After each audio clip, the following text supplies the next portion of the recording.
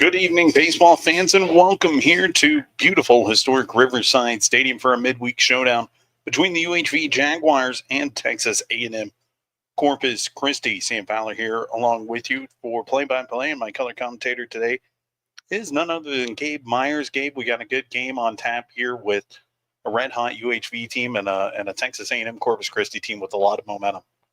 Yeah, red hot UHV. You said it right. 15-2 on the season, undefeated in Red River Athletic Conference play. And this team has been led by its pitching all season long. Absolutely, and let's go ahead and get the starting lineups to you right now. First, we'll go ahead and read off the Texas A&M-Corpus Christi Islanders as they come in with a 3-5 record overall. Leading it off will be the center fielder Isaac Webb, designated hitter Jackson Smith batting second, Cade Sanchez batting third and playing second base, Austin Russell playing first base, batting fourth, Chance Reisdorf, a great catcher behind the plate, batting fifth. Batting sixth, Josh Blunt, the right fielder, batting seventh, Tristan Crane, the left fielder, Trey Cruz playing third base and batting eighth, and batting ninth, Mason Persons and playing shortstop. The starting pitcher for Texas A&M Corpus Christi is number 25, Dylan Hill. And now for the Del Papa starting lineup for UHV. DeAndre Torres leads it off and plays third. Jean-Michael Gonzalez batting second, playing shortstop. Christian Garcia, who's batting third and playing first base. Hal Perez, the catcher, batting fourth. Terry Burrell, the third, another one of the red-hot bats in UHV's lineup. That's Burrell batting fifth and playing center field. Jose Montanez, DHing and batting sixth. Jackson Purcell batting seventh and playing in left field. Brady Thompson, the freshman, getting the start in right field and batting eighth. And the El Campo native, Kyle Barish, batting ninth and playing second base. The man on the mound today for the Jaguars is none other than Victoria's own Mason Longoria. And, you know, when you look at this, UHV coming off of, or riding a 6-game win streak right now after sweeping Texas College and Red River Athletic Conference play, and they get a good chance here against a really good Texas A&M Corpus Christi team coming off of a couple of Power 5 wins, Power 4 wins, if you will, against some big-name programs. You know, when you look at this, how important is it for UHV to get things going? It's important to get things going early. You mentioned some big wins for A&M Corpus Christi, none bigger than over the weekend against UCLA at Whataburger Field down in Corpus Christi. And I think for UHV, the key is this is a Division I team. This is a big moment for them. First time hosting a D1 team at Riverside since 2019. Can you get going early against this pitching staff? And now the national anthem.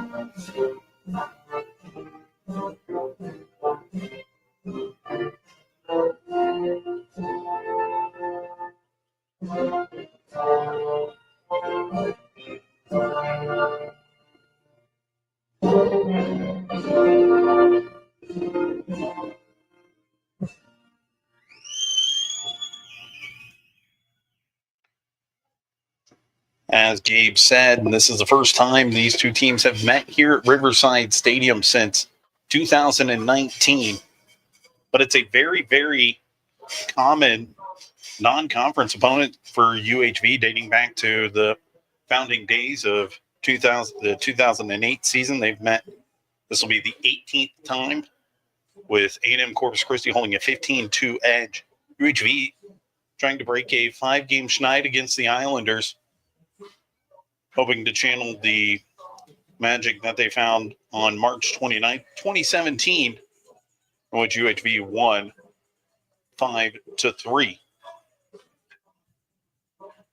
As we mentioned, Mason Longoria getting the start today. It'll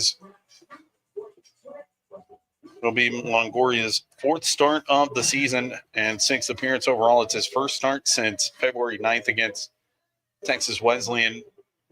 Took a losing decision in that one, a hard-fought game. Texas Wesleyan rallied late to take that one 8-3. That was the last loss for UHV.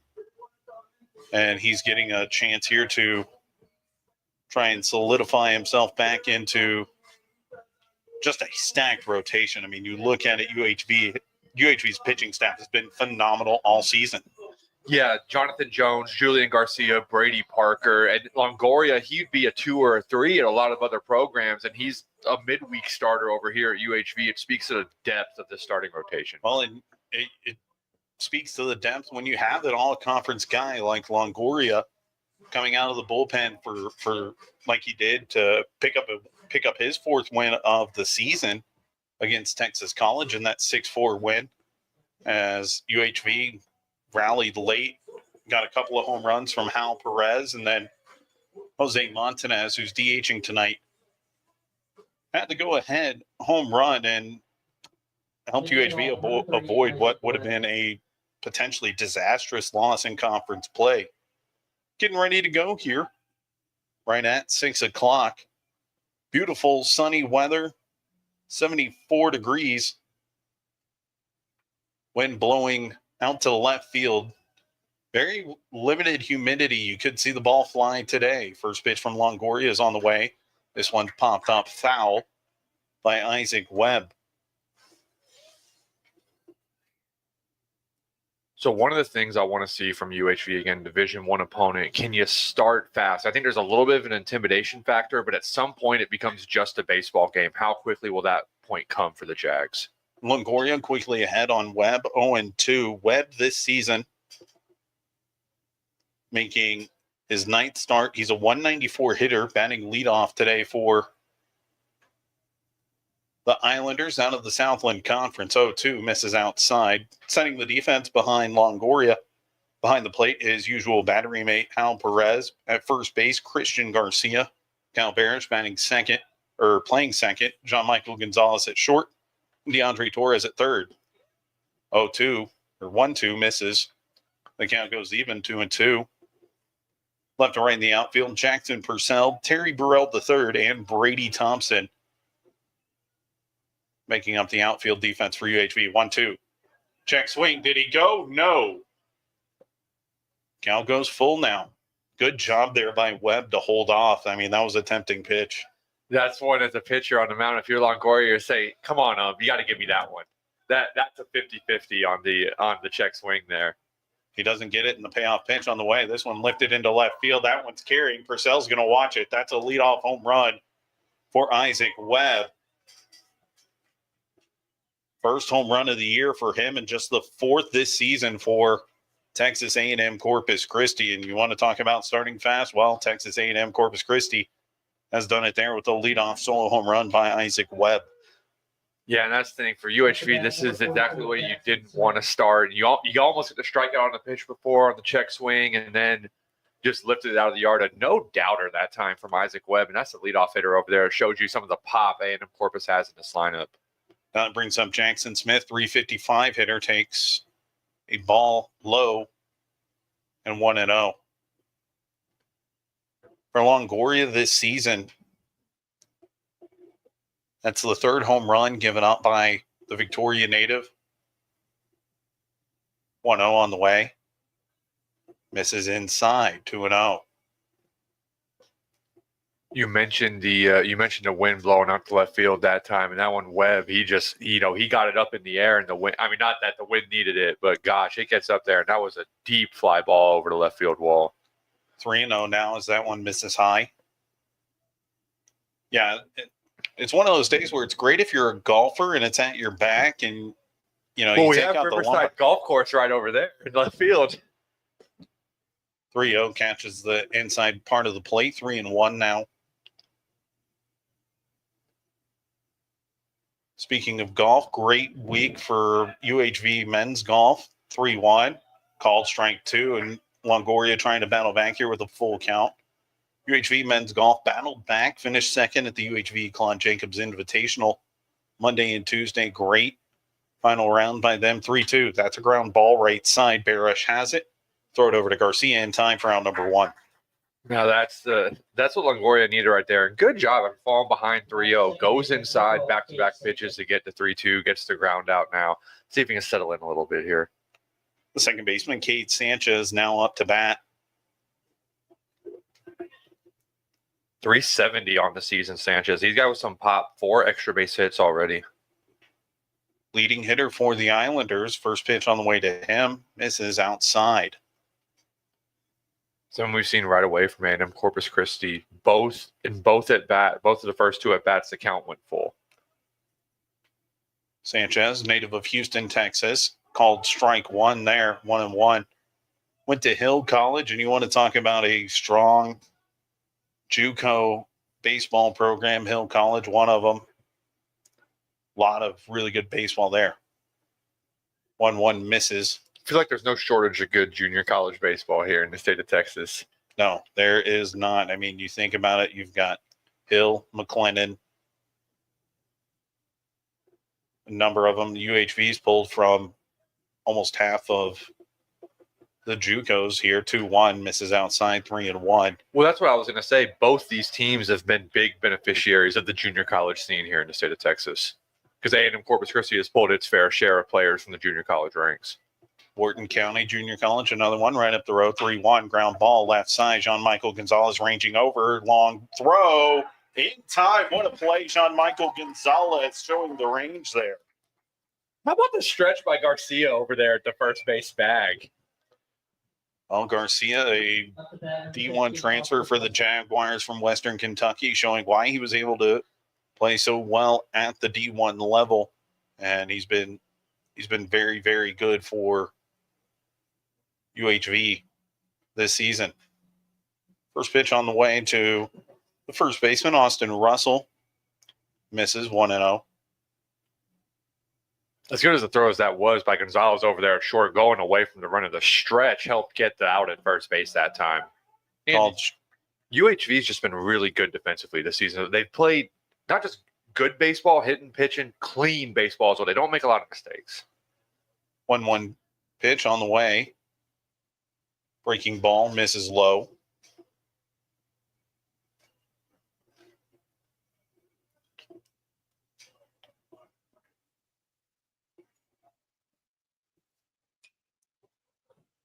And count evens, 2-2 after that one's fouled off by Austin Russell. Russell, a .360 hitter, making his 7th start.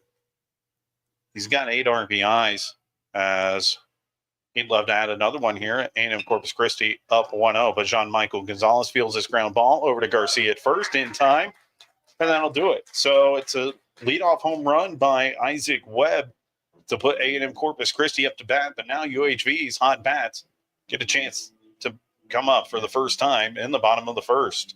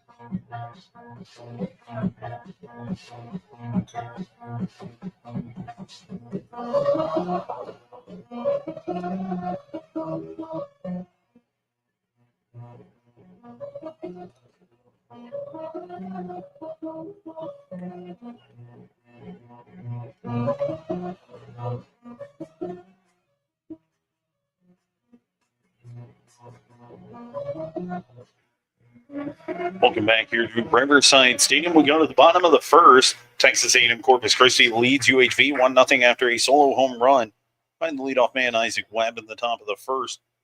UHV, they'll face it off against Dylan Hill, making his first start of the year. And in fact, for Hill, it's just his third appearance this season. Comes in with a 10.80 ERA. Opponents hitting .467 against him in 3 1/3 innings.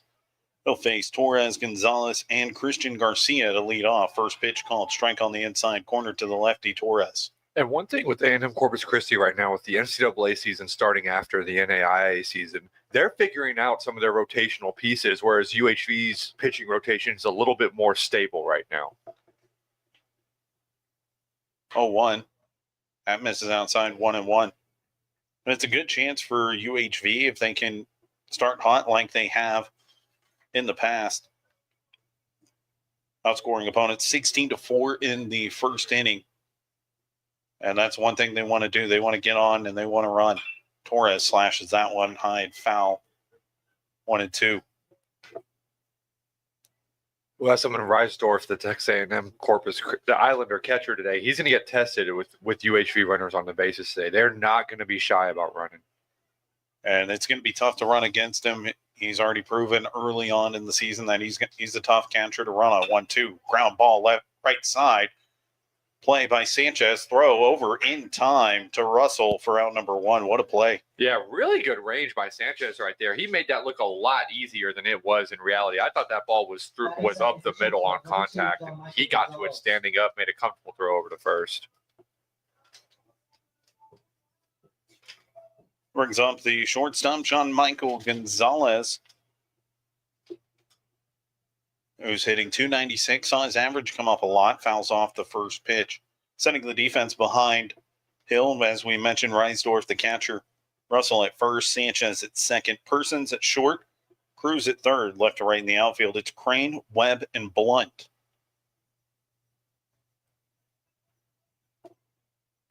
0-1 on the way from Hill. Curveball misses inside.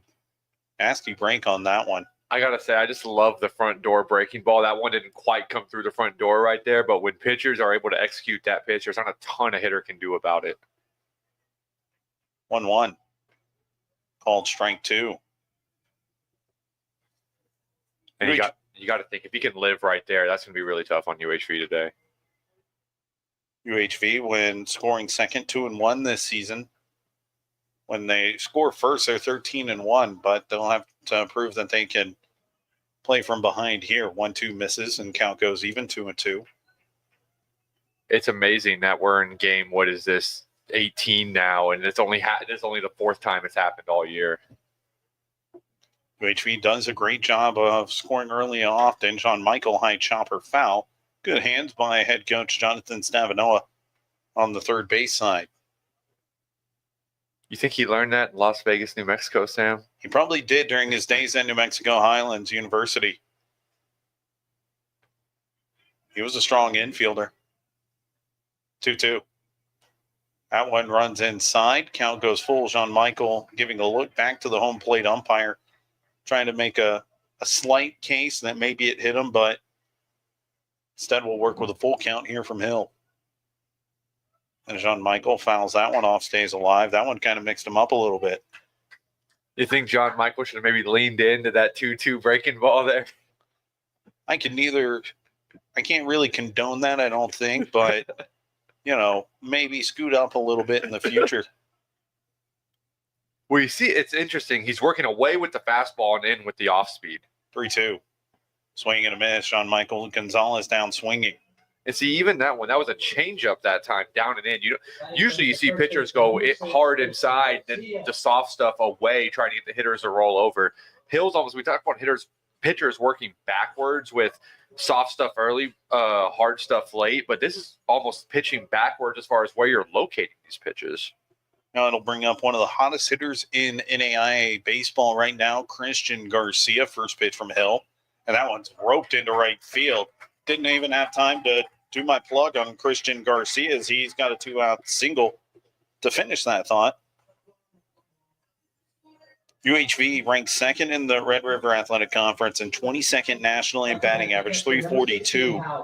Christian Garcia, he's third in the conference, batting 490. Terry Burrell III, who we'll talk about him later when he gets up, hitting 447, ranks fourth in the Red River. Throwback to first not in time as Garcia in safely and Hal Perez the batter. Yeah, Hill's not going to let Garcia over there get any kind of lead. He's very aware of UHV's base running prowess.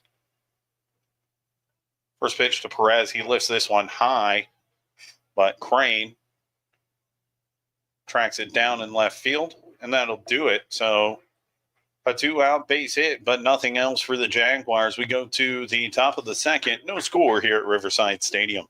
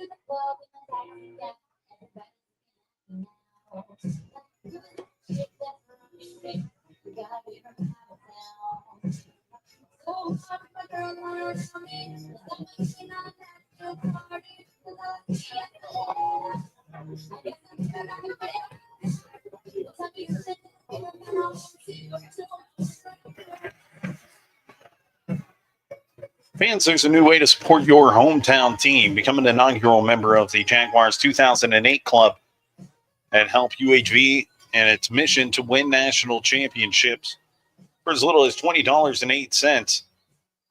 You can help contribute to the best on and off the field experiences for our student athletes. Visit UHVJaguars.com today to learn more. We go to the top of the second. Texas A&M-Corpus Christi leading 1-0 thanks to a leadoff home run by Isaac Webb in the first. It'll be 5, 6, and 7 due up for the Islanders here. One hit apiece for both teams. Longoria deals first pitch. Reisdorf takes a called strike.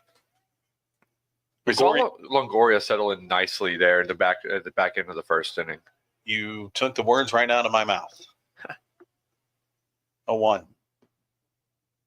That one misses. Well, you and I have been accused of being the same person by more than one person. Multiple people have said that. You are one of them. It seems as though we have many doppelgangers. 1-1. That one's grounded left side. John Michael ranges to his left. Throw in time. Sean Michael Gonzalez again. Let's make a bold statement here. I'm liking John Michael Gonzalez over at shortstop today. He's in a groove. He's definitely been playing really well as of late for the Jaguars. So with Reisdorf retired, that brings up Josh Blunt for the first time in this game. 200 hitter making his 7th start.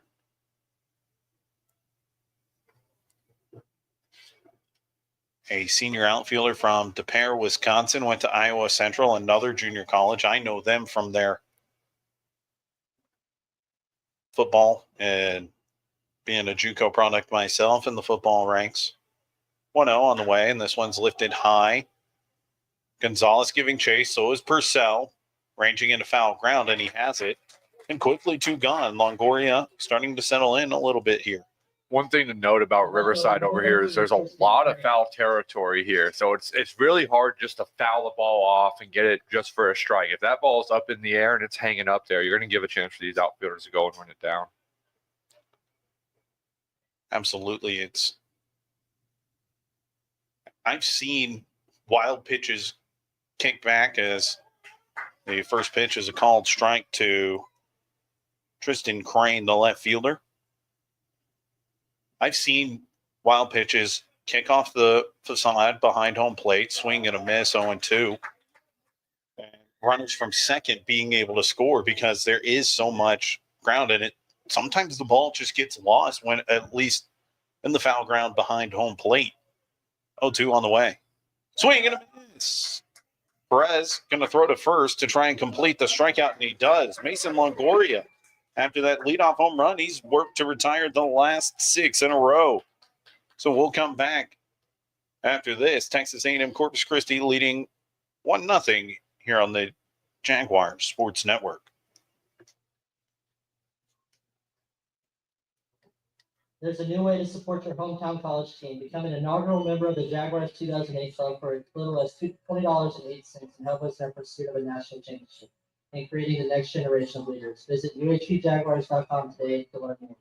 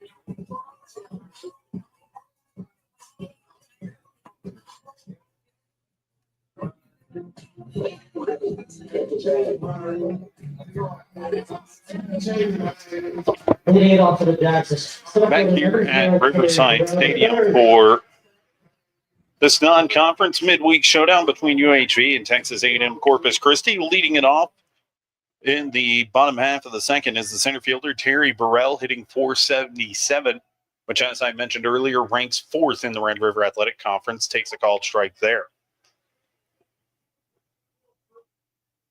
Burrell, a native of Houston, went to Arizona State initially out of high school, then went to JUCO and found his way here as that one misses 1-1.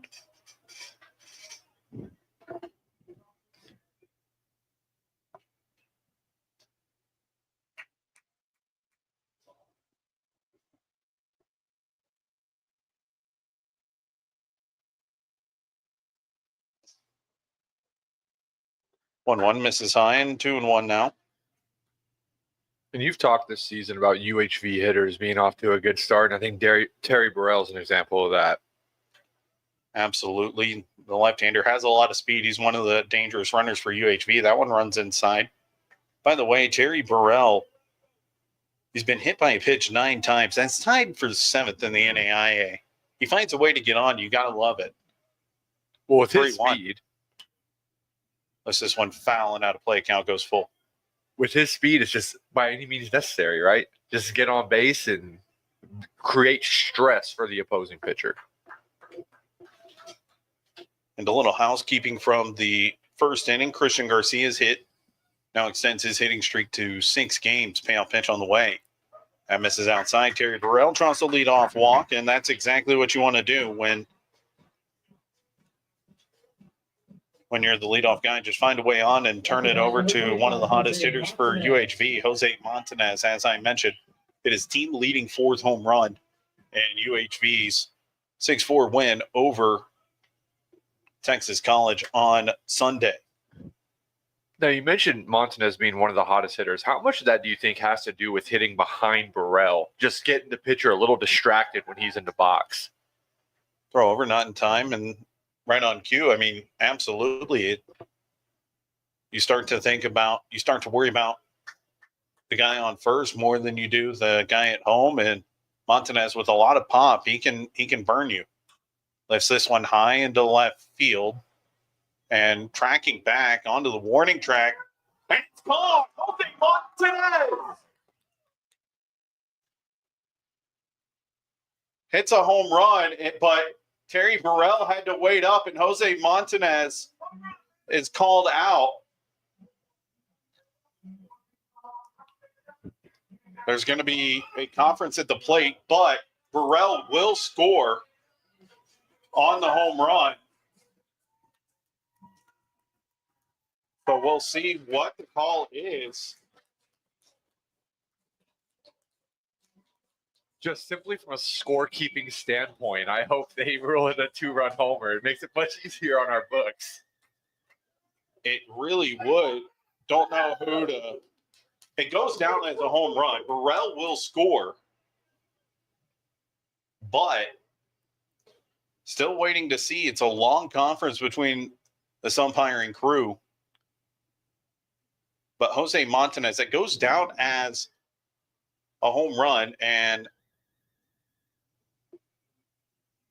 not sure how you put a home run where the runner doesn't score. They are going to call him out at first. So it's going to be 1 run.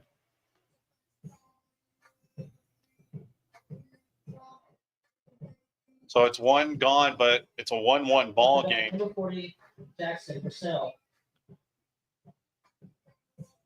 So a home run where he doesn't score for a home run for Montanez where he does not score. Now coming up is Purcell. And umpires making some signals to the home plate. He's just letting them know the scoreboard says 2, but it's actually 1-1 right now. So we have a tie ball game, brand new ball game here in the bottom of the second. Big swing from Purcell that time, but a swing and a miss. That'll be strike 1. And Sam, we've alluded to throughout the day, or at least throughout the first inning, the wind going into left field. And that was one where the wind got a hold of it and carried it just over the left field wall. Second pitch misses inside, 1-1.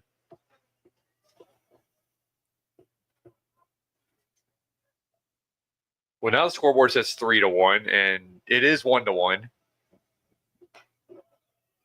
Purcell takes fastball high, 2-1 now.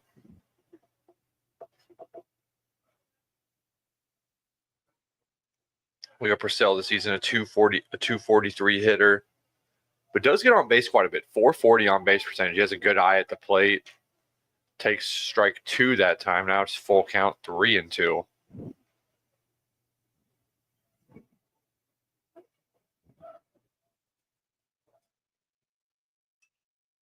Purcell's going to foul off an inside pitch. And again, Hill keeps going to that front door breaking ball. Hill keeps going to that front door breaking ball. Gabe Myers here on the call. Sam Fowler is with us as well, doing play-by-play. He will be back in a second. Purcell's going to foul off another payoff pitch. It's still 3-2. We mentioned the big foul territory at Riverside that lands in the field of play, but still foul. So here we go. Once again, a 3-2 count. It is 1-1 following a home run from Jose Montanez, but a base running snafu. Montanez gets called out after he surpasses Burrell, who had to wait on first base on a high fly ball to left field. And Purcell's going to hit that deep into left field. That ball's going back, and it is going to go. How about that? Purcell with the long home run, and now UHV leads 2-1. What a shot in the left field from Purcell. His second of the season, Jackson Purcell. And all of his teammates are letting him hear right now. It is 2-1 Jaguars. Jackson Purcell gave that ball a ride over the left field wall. Number 1, Brady Thompson. And how about the bat showing up for UHV in the bottom of the second? We had Terry Burrell reach on a leadoff walk, a real long at bat over there. Montanez hits the home run. And then how about Purcell extending the at-bat, a 7-pitch at-bat, culminating in a solo shot to give the Jags a lead. Now it's going to be Brady Thompson coming up for the Jags. Thompson hitting 273 on the season. He took ball 1. That pitch is going to clip the inside corner for a 1-1 count now. And again, UHV, we talked about how it starts this season. Took them a minute in the first inning, but now in the second, we're seeing just how potent this offense can be against a Division I opponent in Texas A&M-Corpus Christi. Thompson watches that pitch low and away, 2-1 the count now. And Gabe Myers joining you on the call here with UHV Athletics. Sam Fowler will be back momentarily. And Thompson's going to hit that over the short. Persons is there. He makes the throw over to Russell, and that's going to be out number 2 in the inning. So the scoreboard does read correct now. 2-1 UHV here in the bottom of the second, and now it's going to be the second baseman Kyle Barish, the El Campo native. So, guy who's probably spent some time over here at Riverside Stadium in his life. And Barish going to hit that into right field. Looks like Blunt's got a beat on it. Blunt will make the play, and that will end the second inning. Well, how about UHV? Home runs from Jose Montanez and Jackson Purcell give the Jags a 2-1 lead. Mason Longoria coming back out on the mound. We'll be back for the third inning on the UHV Athletics Network.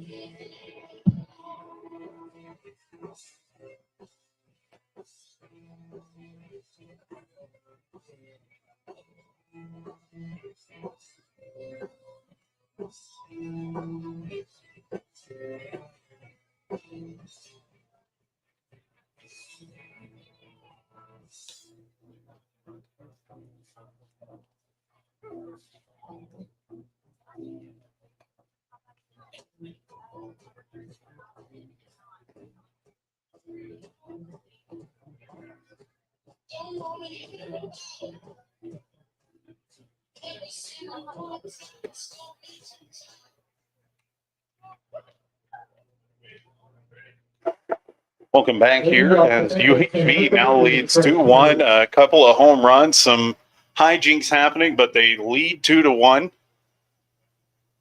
It's exactly what you expect. Midweek madness. Good to have you back, Sam. It'll be Hill leading it off for A&M-Corpus Christi here to start.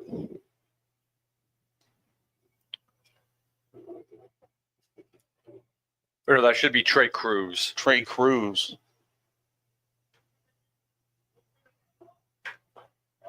Rather. Trey Cruz leading it off. Apologies. That's the job of an SID, I guess. You got to run around, get things figured out, especially when you see something you've never seen before.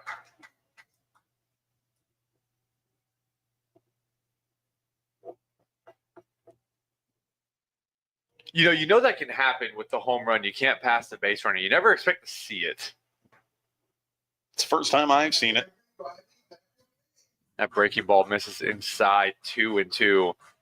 And again, Longoria, he gives up that leadoff homer, and you're thinking, man, could this be just one of those days against what's a really potent lineup? But he seems to have settled in. Oh, what a play by Garcia over at first base. My goodness. Score that 3-U. Up the bat, the shortstop. Who says first baseman can't defend, Sam?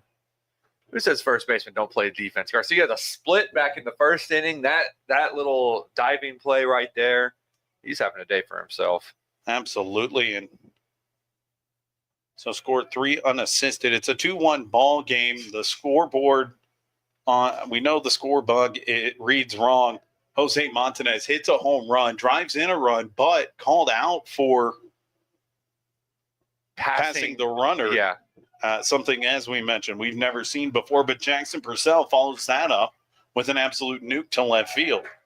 And it's 0-2 now to Mason Persons, the shortstop. Do you think Purcell is letting Montanez know that his wasn't a wall scraper? He might be. No, they've got a good dynamic in that clubhouse for UHV. Longoria working here into the third inning. Now, it's something we've seen on all three home runs today. They're all going out to left field. And again, with Purcell and then Isaac Webb's leadoff homer, those didn't need any wind. Those were gone on any day of the year here in Victoria. But we saw with Montanez, that one gets caught up in the wind going into left field. And you see the left fielder just keep going back until there was no room and the ball was over the wall. What a breaking ball. Mason Longoria with a strikeout there. Froze him that time. Call that a Uncle Charlie when it buckles the knees that way, Sam. Well, back to the top of the order now. Isaac Webb, he homered and has the lone hit so far for Texas A&M-Corpus Christi.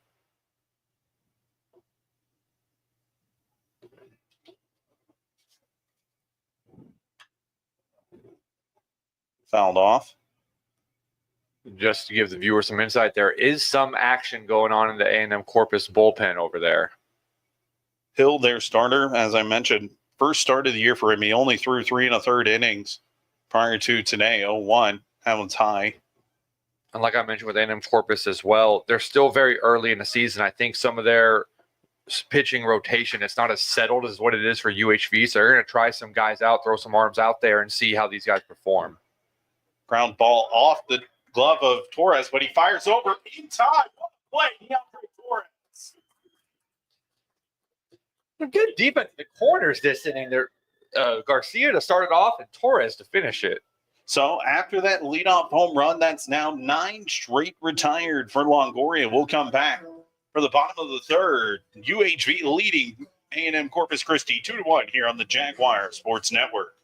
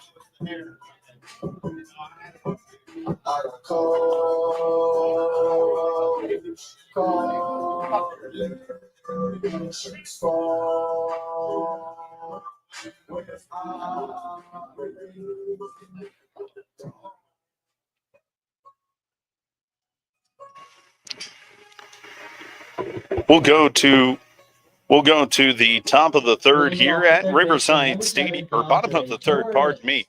My brain's all jumbled up. We've had a lot of hijinks here in this midweek showdown already, and we're just now getting to the bottom of the third as the top of the order due up. Torres, Gonzalez, and Garcia for UHV. How about that? Torres makes a great play at third, and what do you know? Your number's called. You're leading it off. First pitch to him is outside from Hill. Yeah, Hill's still out there. There's multiple arms hot in the A&M-Corpus bullpen, but it is still the starter, Hill, on the mound. Double barrel action for the Islanders. Torres with a hearty swing there. There's been 3 home runs today. Someone tell Torres they're going to left field today. You want to go the other way with the ball right now. Torres has good oppo power. Takes that one for a ball. 2-1. Former UHV Jaguar Cade Mitcherling watching the broadcast from San Antonio. Happy to have you with us, Cade. As Torres pops this one foul. The funny story is DeAndre Torres and Cade Mitcherling both played together at Alvin Community College. And Torres making his debut with UHV this season. He's been really good from the leadoff spot this season. 388 hitter entering today, but right there, announcer's jinx goes down on strikes. Batting second, number 2, John Michael Gonzalez. So now Jean-Michael Gonzalez leads it off over what, or not leads it off. He's up with 1 out. 0 for 1 today, struck out in the first. Rips that one foul into the parking lot behind first base. Something we're seeing from Hill is, and again, this is a little backwards from him. He's comfortable going to the glove side with the fastball and to the arm side with the breaking ball. That's very unusual for a pitcher. 0-1. Bunt attempt goes foul. I like the idea from Gonzalez that time. Cruz was playing very far back over there at third. A decently executed bunt probably results in a base hit.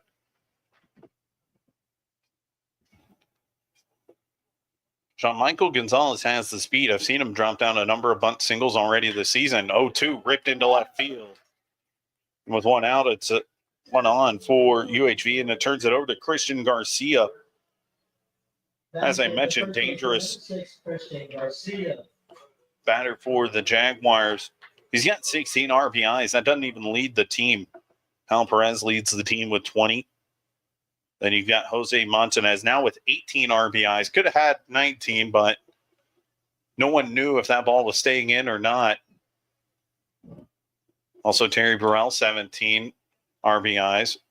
Christian Garcia singled in the first inning, behind 0-1 after fouling off that pitch. Suffice it to say, UHV has a lot of depth in this lineup.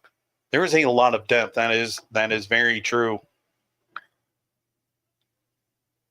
That's why they're second in the Red River Athletic Conference in batting average, hitting .343 as a team entering today. And as we all expected, doing it via the long ball today. Not jag ball, not small ball. We're just going to go over the fence today. Big boy baseball, as they call it. 0-1, that one's down.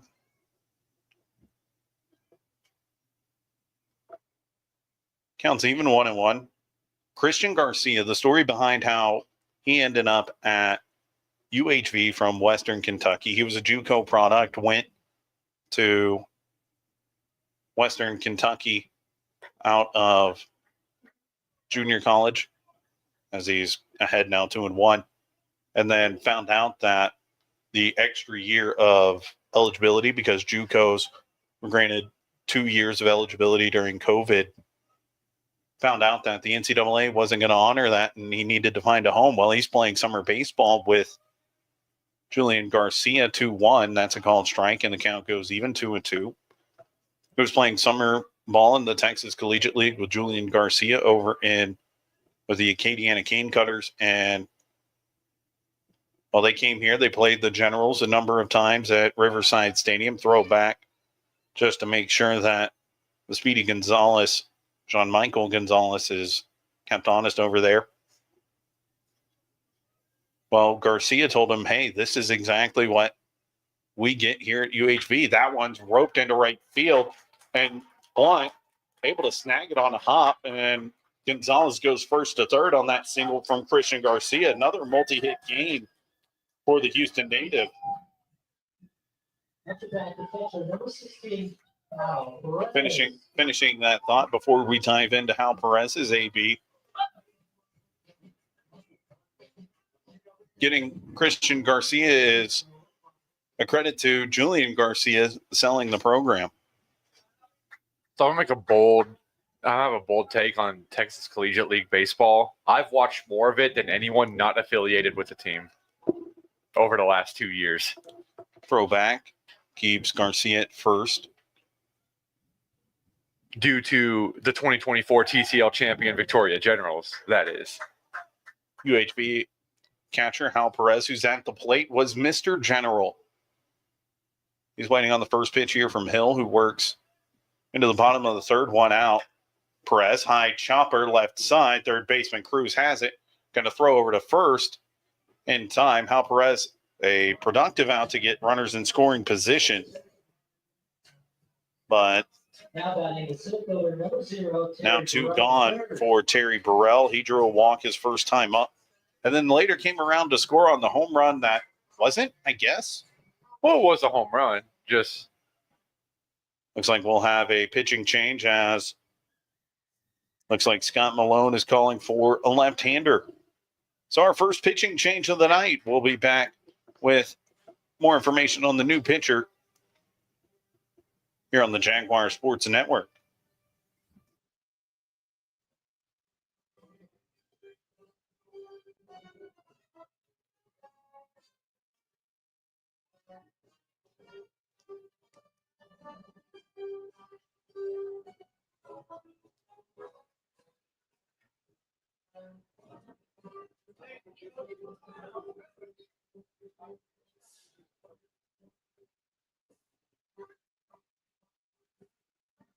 Now pitching for the Islanders, number 31, Michael Franco.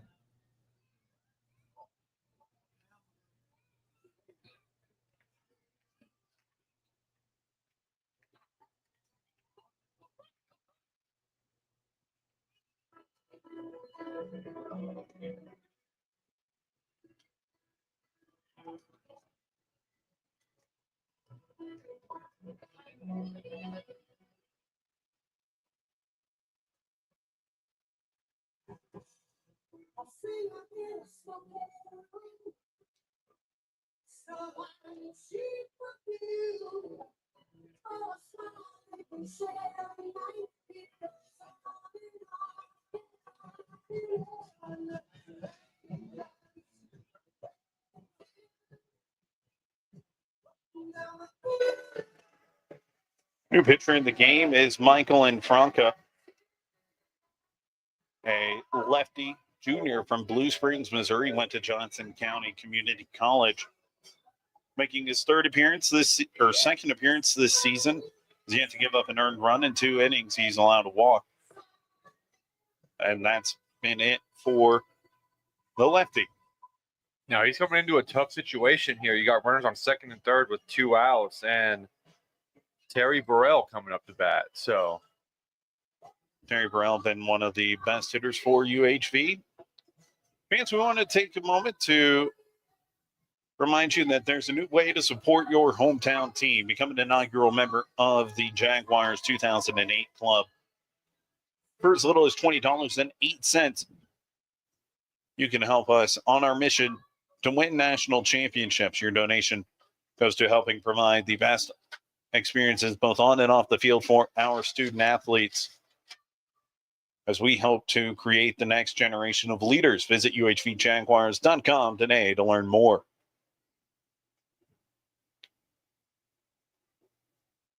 And Franco, as you mentioned, Gabe, facing Terry Burrell, drew a walk and later came around to score. Still waiting on how to officially score that, as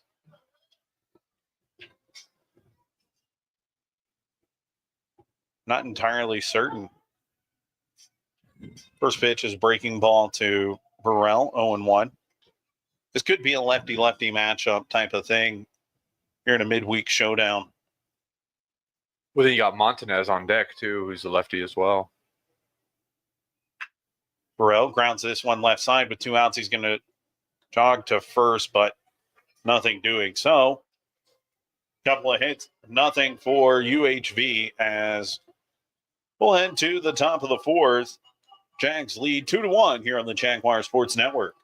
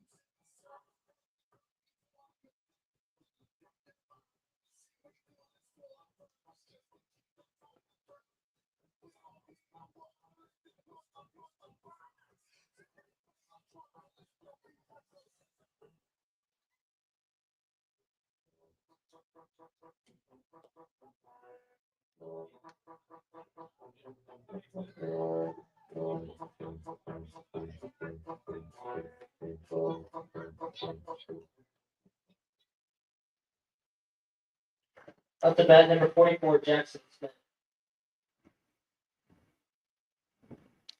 The designated hitter, Jackson Smith, leads it off for Texas A&M-Corpus Christi as we go to the top of the fourth here. UHV leading 2-1 thanks to a pair of home runs.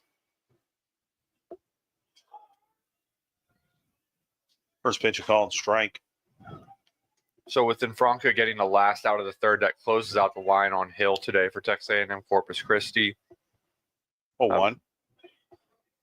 Misses 1-1. So Hill goes 2 2/3 innings pitch, allows 5 hits, 2 runs, both earned, strikes out 2, 1 walk, and both the runs came in on homers. There's a line shot into right field.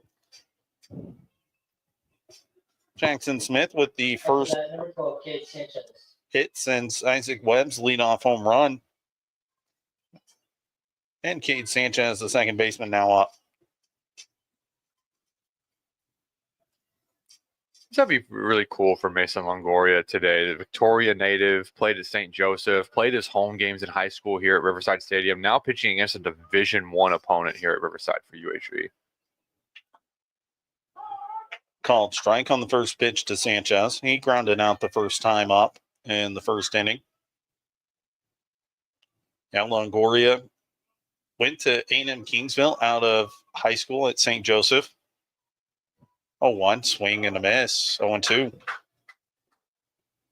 And then after a year there, decided he wanted to come back to Victoria. Loved what head coach Jonathan Stavanoa could possibly bring. Swing and a miss. Runner goes. The throw into center field, but the runner will hold on. Not sure if we're going to call that a steal or a pass ball by Hal Perez. I'd lean pass ball, but it's a strikeout for out number 1. And we've seen Longoria now in the last couple innings. The strikeout stuff is working as well. It's not just getting the soft contact. He's getting swings and misses right now. Called strike there to the first baseman, Austin Russell, also 0 for 1. He and Sanchez both grounded out to short to close out the first inning. 0-1. Ground ball. Jean-Michael Gonzalez. Got to get the runner at third for out number 2. A good defensive play there as it's going to be a fielder's choice and then a 6-5 put out to get Jackson Smith out. And now A&M-Corpus Christi not as big a threat right now. They still have a guy on first, but instead of that just being a humdrum 6-3 put out and the runner advancing to third with 2 outs. Now it's just a runner on first, 2 outs for A&M-Corpus Christi as Chance Reisdorf, the catcher, swings through the first pitch he sees. That was a very aggressive decision to go by Jackson Smith on the bases that time, especially with we've seen how good John Michael Gonzalez has been at short today. Jean-Michael Gonzalez trying to make a bid to be another Gold Glove infielder for UHV. Last year it was Juan Perez. He was a utility man. Ended up getting a Gold Glove at third base. Swing and a miss. 0-2 now to Reisdorf. Gosh, we're seeing that confidence from Longoria grow right now. This is what I talked about early in the game. You want to see him start fast, kind of settle in against a D1 opponent. Well, he's settled in right now, and he's just pitching. He's working everything right now. 0-2. Good pitch, just misses. That's where you want to put it, and it's 0-2. Hey, Perez did a good job for his pitcher that time. He tried to frame that one on the low outside corner, but that just missed off the plate. 1-2 on the way to Reinsdorf. This one lifted back behind home plate. Hal Perez giving chase. Did he make the catch? Did he make the catch? He did. Hal Perez selling out, landing it all on the line. There's your all-conference catcher. A&M-Corpus Christi shut out there at the top of the fourth here on the Jaguar Sports Network.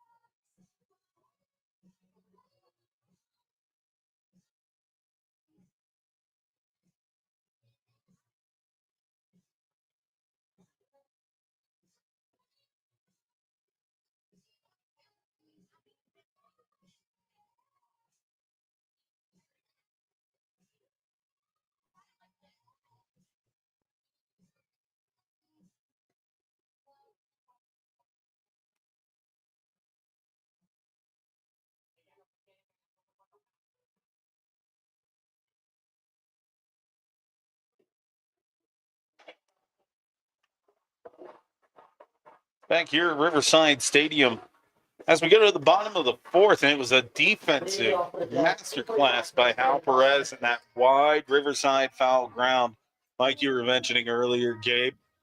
It'll be 6, 7, and 8 due up for the Jaguars with Jose Montanez, who homered back in the second, but was called out. Takes the first pitch inside, ball one. But can't say enough about Hal Perez. I mean, they call him coach. They call him, he's the captain of this team, and laying it all on the line. That's not a soft cushion behind home plate. No, it is not. He took a little bit of a beating that time. Ground ball right side. Diving play by Sanchez, but he drops it. He would have had it. That's going to go down as E4. Yeah, Sanchez did the hard part that time. He was able to track down the ground ball, but just couldn't get it out of the glove for a transfer to get the throw. Oh, we'll see. That might actually go down as a hit because he did. That was, as they call it, extraordinary effort as head coach Scott Malone in his 18th year going to the bullpen again. And this is going to turn into a spring training game really quickly with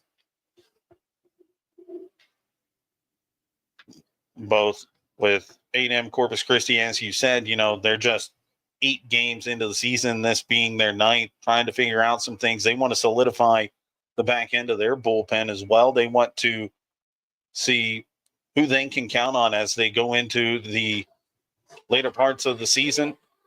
And for the Islanders, they really need to figure out their bullpen, because coming up next for them this weekend, they've got Prairie View A&M, and then next week they've got a midweek up in Austin against the University of Texas. I wonder if also for A&M Corpus, if this is something of, okay, Hill's going to give us, we'll get him one time through the order, have a relief pitcher come in, get the lefties, see if you can get another extended outing from another pitcher here and kind of like piece together 2 starters. You wonder if it's going to be that or if it's straight bullpen from A&M Corpus. Number 42, Luke Robertson is the new pitcher, 6'5" sophomore right-hander out of Frisco, Texas. Went to Weatherford College. There's another one of the really strong junior college programs in Texas. Surprise, surprise. These two teams going into the JUCO ranks to pull players, but you're seeing it for UHV right now. I feel like just the last couple of innings, we've really seen the Jags' confidence grow. I think you come into this game. I mean, again, UHV's been playing so well this season, so I have no reason to be anything but confident. But it's a D1 opponent, one that just knocked off UCLA, which is obviously a big brand name over there. And so you're thinking, okay, like, yes, we've been playing really well. How's it going to translate? Well, UHV's finding out through 3.5 innings into the fourth inning, it translates. And for Infranca, this is his second appearance, or not Infranca, Luke Robertson, the new pitcher. This is his second appearance this season through 2/3 of an inning. And his lone appearance gave up 1 run on 1 hit and 2 walks, 13.50 ERA for the Frisco native. And he'll face the left fielder, Jackson Purcell. Number 40, Jackson Purcell. Now, Purcell hit an absolute missile over the left field wall his last time up.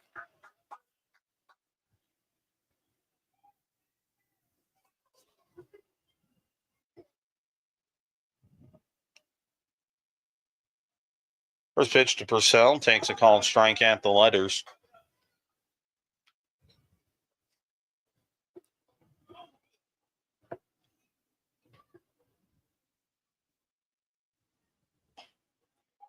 Oh, and he's picked off. Purcell didn't get the bunt down that time. Jose Montanez wiped off 2-4 pickoff. The count 0-2 to Purcell. You saw that one, a little bunt and run on that time, but pitch was so far out of the zone, Purcell couldn't get a piece of it. Fouls that one off 0-2. So I got how you enter that. That does not go down as a home run for Jose Montanez. It goes down as a 3 unassisted putout and an RBI. That's baseball, baby. 1-2. Learn something new every day. You can hit the ball over the fence in fair territory and it not be a home run. Ground ball left side. Shortstop Persons has it over to first in time. There's 2 gone. Yeah, I think that's big for Robertson right there with, Montanez on the bag, someone with some speed, and Purcell who hit the long home run. To get both those guys off the bases now allows him to just kind of settle in. Also closes out the line on Infranca. He's not going to have any runs allowed. He was responsible for the runner on second.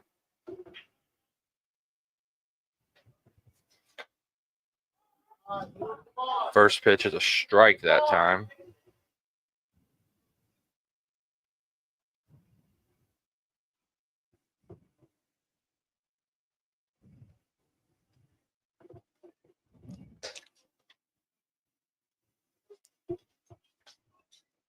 Count goes 2-0 now for Thompson, who grounded out his first time up.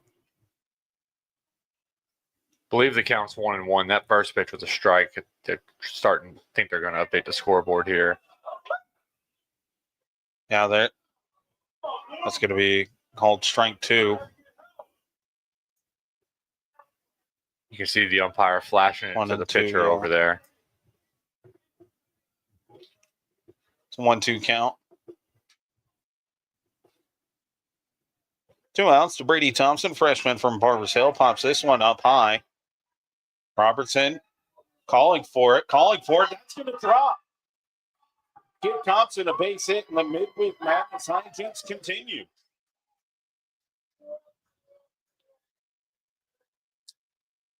Nobody made an attempt on that. And that's one where if you're Thompson, the pitcher, or not Thompson, Robertson, you're just waiting for someone to call you off. You're there, but you're waiting for someone to call you off. And I guess he thought someone did because he saw him bail at the last second. It looked like he never really knew where the ball was. No one really knew where the ball was.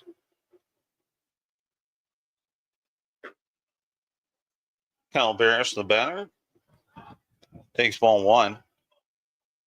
That actually went down. They're going to give Robertson, an error on that one.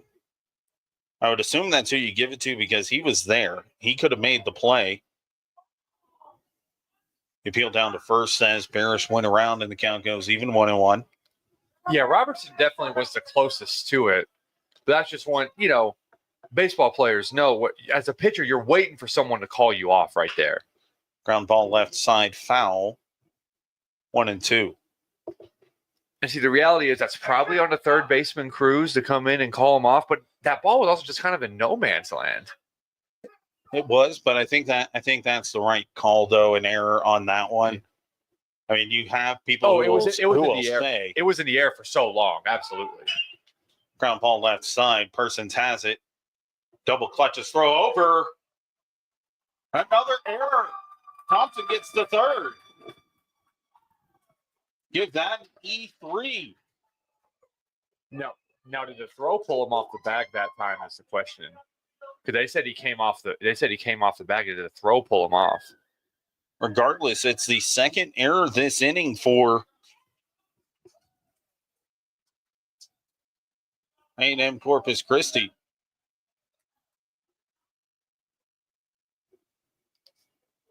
There's some fans saying, talking as head coach Scott Malone going to come out to continue to plead his case. Malone's been giving the home plate umpire an earful this inning. At the top half of the inning, he didn't think Hal Perez, caught that ball cleanly up against the netting here and behind home plate. And then, again, that one, first base ump says first baseman came off the bag. You could, from our angle up here in the booth, you can't really tell, but that first base ump has got as good a view as anybody. But that puts runners at the corner for the top of the order. DeAndre Torres, he's searching for his first hit today. 0 for 2 with a strikeout and a ground down on his ledger.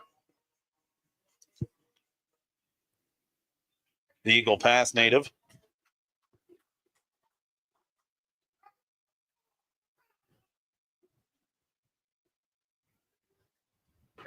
Takes first pitch inside, well inside, gets out of the way, 1-0. And again, UHV, since that leadoff home run by A&M Corpus, UHV has had all the momentum in this one. It feels like they should be up more than a run, but it is just 2-1 right now. This feels like a moment where you got to cash in. 1-0. That one runs inside and hits the bases loaded now.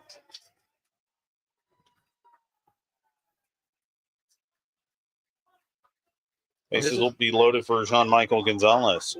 This is really tough for Robertson on the mound right now because he's thinking I should be out of the inning. I got the pop up, but the error kind of lands in no man's land, and then the throw takes the first baseman off, and now you're looking at bases loaded, and a chance of ball in the gap breaks this thing open.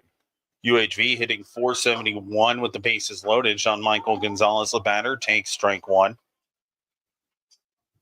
That's one thing UHV is really good about. Situationally, you go through the list and you look at all those situational hitting stats, and they're just really good. That one in the dirt, 1-1. With runners on, hitting .339. With bases loaded, .471. With 2 outs, .327. And an RBI opportunity, .350. When the leadoff man reaches, .517. Third and less than 2 outs, .976. Jean-Michael Gonzalez waves at that one, 1-2. Well, that's a team aspect of baseball. We think of baseball as almost an individual sport in nature because it is just the pitcher and the hitter a lot of the time, and you're trying to get your batting average up, your ERA down, but moving runners over, bringing guys in with less than 2 outs, that's a team nature of the sport. Gonzalez waves at that one, and the threat comes to nothing. UHV strands the bases loaded, but they still lead 2-1 as we head to the 5th inning here at Riverside Stadium.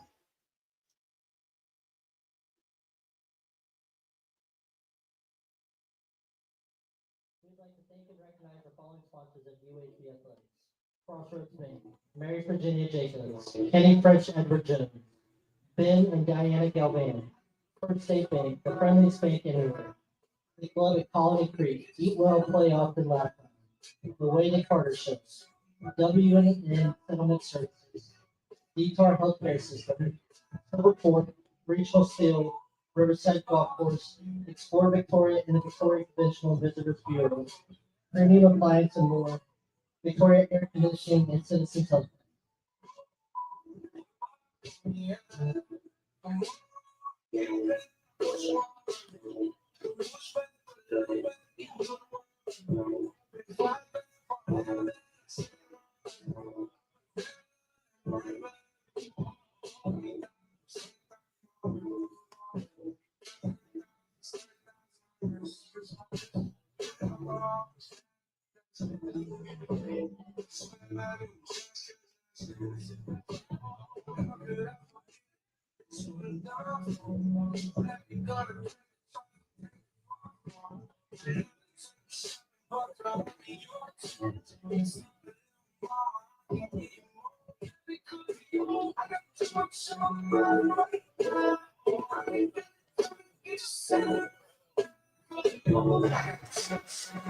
We go to the top of the fifth here at Riverside Stadium. And it'll be 6, 7, and 8 due up for the Islanders as UHV leads 2-1. So far, it's been fantastic for UHV. Like you said, they feel like they've been in a commanding position. Feels like they should be up more. It's just a one-run game, though. First pitch from Longoria misses to Josh Blunt, the right fielder. He fouled out back in the second to the left field. 1-0. Also misses. Longoria trying to tempt him with the outside corner as Blunt was showing a bunt there.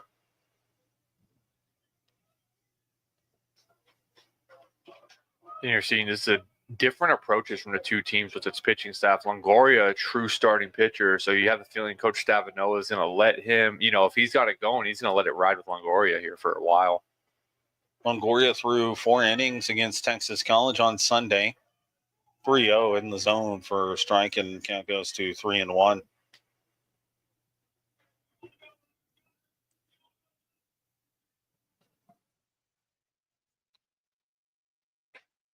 Called strike 2, count goes full. Longoria showing that mentality of why he was an all-conference selection in the Red River Athletic Conference a year ago. Working back to a full count, and he'll deal the payoff pitch. Foul back to the screen. And we'll hold. An all-conference guy is your midweek starter. What a luxury that is for the Jaguars.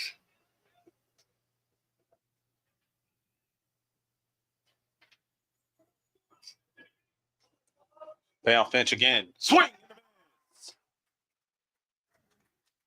Down goes Blunt for the first out of the fifth. UHV doing a great job behind Longoria, and he's helping him out too. Number 13, Tristan Crane.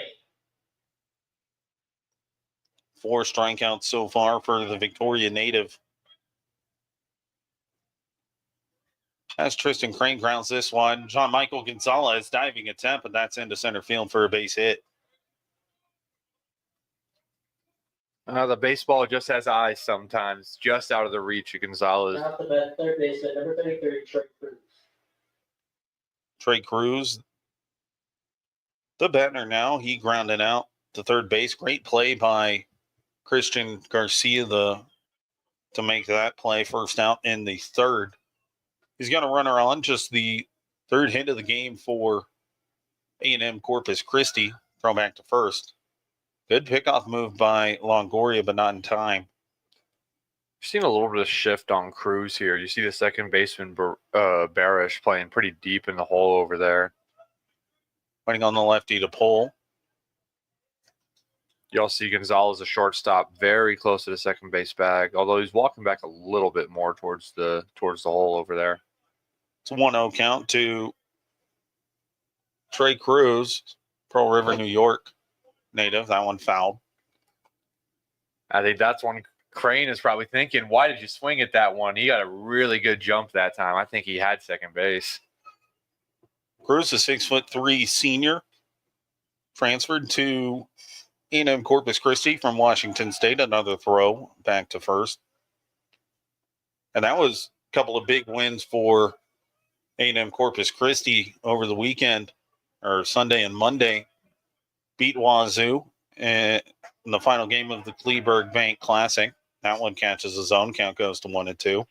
Think that felt good for Cruz. Get one over his old school over there. Got 2 over on him as A&M-Corpus Christi won 8-2 on Monday at Chapman Field on the campus of A&M-Corpus Christi. Swing and a foul. Hal Perez unable to hold on to that one. Count holds at 1-2. Now, question for you about Hal Perez. Do you think he's up there with the most innings ever caught at Riverside Stadium? Just between the Generals and UHV. If I could find that stat, I would feel confident that he'd be up there. You know who might have that stat memorized is our very own Mike Foreman. Mike Foreman might have that. He's been covering baseball here in Victoria for over 40 years. 1-2 misses outside. Count goes even 2-2. He's up top in the press box covering today's game. Good to see him as always at the ballpark. First time I met Mike Foreman was at this ballpark. First time you met me was at this ballpark. Yeah. UHV game 2-2. Misses. Count goes full. That was a great pitch by Longoria, but home plate umpire saying that one was low. Yeah, you could hear the displeasure from the fans behind the plate over here. They thought that was strike 3. It looked good, but home plate umpire with a better view than us throw over to first again. And then safely is Crane. He reached on a single. The only run for A&M-Corpus Christi in this 2-1 ball game came on a leadoff home run by Isaac Webb. 3-2. Runner goes. That one's fouled back to the screen again. Hit and run possibly on for the Islanders trying to manufacture runs. You're going to see a similar style of play. They call it a West Coast offense. Love to run the base path and manufacture runs however you can. You don't necessarily need to manufacture runs today, although they're coming at a premium. 2-1 game here in the top of the 5th, 1 gone. Longoria working with a 3-2 count. Timeout called by Cruz as he'll reset. Yeah, if you're Longoria, I wonder what you go to here. He's fouled everything off. He stayed alive. You thought you made a really good pitch on a changeup there in 2-2, and you couldn't quite get the call. And if you're Longoria, what do you turn to right now with a guy that seemed to have an answer for everything in this at bat? Well, everyone coming over to talk to the third base coach for A&M-Corpus Christi. Looks like that's Noe Ruiz Jr., a very experienced coach. Got his start in the NAIA ranks with Oklahoma Wesleyan. And now head coach Jonathan Stavinoa out of the dugout. He wasn't going to let them have a meeting without him talking to his pitcher. Well, it's midweek madness. Expect the unexpected. Well, I think this is also, it's what I alluded to a minute ago about, like, okay, if you're Longoria, what do you turn to right now? I think this could be Stavinoa just telling him not to think about it too much. Just pick a pitch, execute it, and let's go. Absolutely. That's usually when Stavinoa goes out there to talk, that's what he wants. That's what he wants to do. He doesn't want his pitchers to overcomplicate it, right? You know, he wants them to keep it simple, have faith in their pitches, and go out and execute. And Longoria a chance to potentially do that here. 3-2 count to Cruz. Yeah. And again, Longoria is a guy, he's over a strikeout inning. He's had to strikeout pitch working today, but he's also had success getting weak contact today as well. So you don't think you have to get the swing and a miss right now.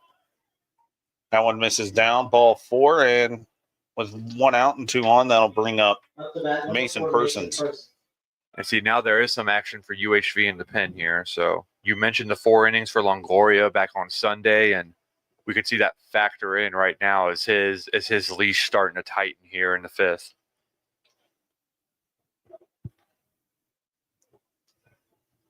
Well, you don't want him to strain too long. UHV has a conference series this weekend. That one's popped up in foul ground. Perez giving chase, and that's on top of the roof here at Riverside Stadium. UHV going to face Xavier in a 3-game set Friday and Saturday here at Riverside Stadium. 6:30 on Friday and a 12 p.m. doubleheader on Saturday. as the Jags will get back to Red River Athletic Conference play. 6-0 in conference play right now, sitting atop the standings with Texas A&M, LSU Alexandria. 0-1 misses. Not just sitting atop the conference, but number 11 in the polls right now. Yep, the NAIA Ball Media Poll, which came out last week, had UHV up to number 11. 1-1. That one gets away from Perez, and the pass ball is going to allow the runners to move up 90 feet. So tying run at third base and the go-ahead run at second now for Mason Persons. He was a strikeout victim in his lone at-bat so far today. Struck out swinging back in the third.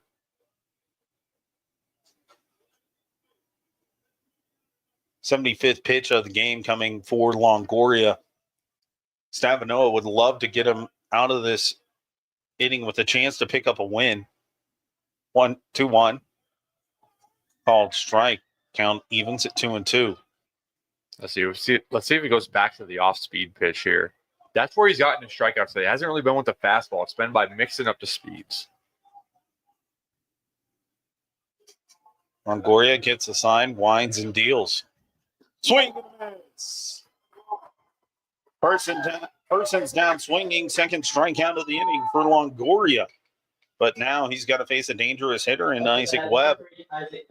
Wasn't necessarily a threat coming into the game, hitting 193, but man, did he make his presence felt in the first inning, the leadoff home run to put A&M-Corpus Christi up 1-0 at the time before UHV answered with 2 runs in the bottom of the second. Breaking ball misses. 1-0. That thing, A&M Corpus, just 8 games in. How good can the scouting reports be at this point of the season where there's so little data to go off of for these guys? We wouldn't have thought Isaac Webb would be hitting a tank in the left field to start the game. 1-0. High. 2-0. Trying to see who that is warming up. It looks like it's Andrew Hurlbrink, the left-hander from Australia, warming up for UHV. Believed to be the first Australian on the UHV baseball team. 2-0 from Longoria. That one runs inside and dodging it is Webb. Count goes to 3-0, and Longoria now in danger of loading the bases. And they're just gonna put Webb on right now and not pitch to him at a 3-0 intentional walk, and that's gonna bring up Jackson Smith. So that'll mean a force out at any base and a chance for Longoria to get out of the inning here with 2 gone. But Jackson Smith, the designated hitter, 1 for 2, had a single his last time up back in the 4th inning. Called strike on the inside corner.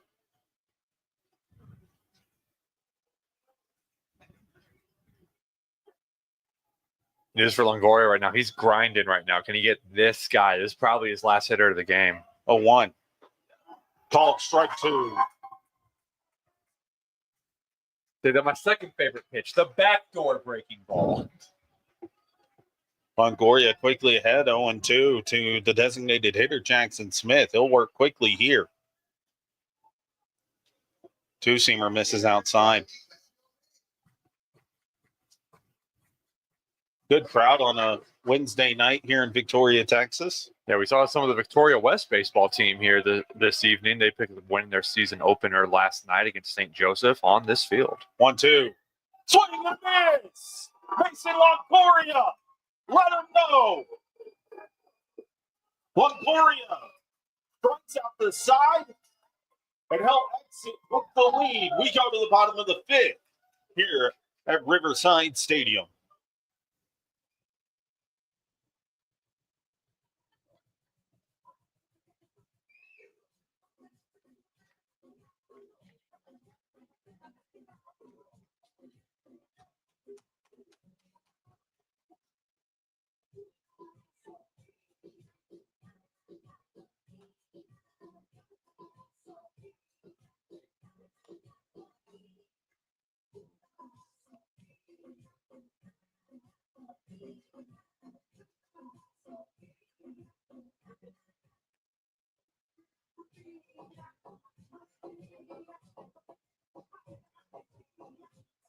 Isaac Perez, we have your hunting and fishing license in your press box.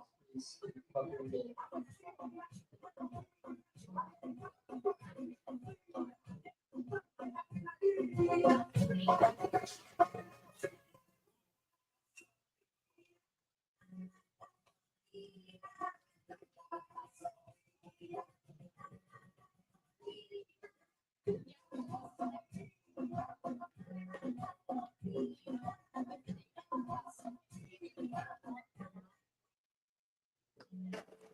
Back here at Riverside Stadium, UHV leads 2-1 heading to the bottom of the fifth.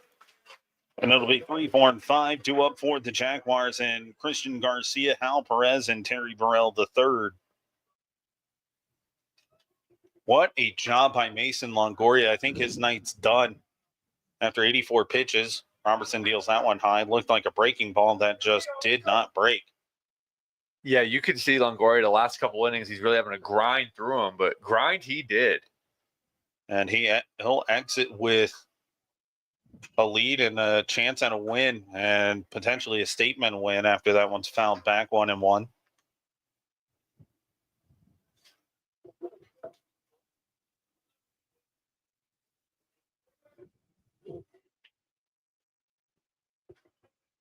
One misses 2-1. If you're just joining us, UHV leads 2-1, and it's been the long ball all day, and that's the way all runs have scored. 2-1 misses high, 3-1 to Garcia. First, it was Isaac Webb, leadoff home run for the Islanders.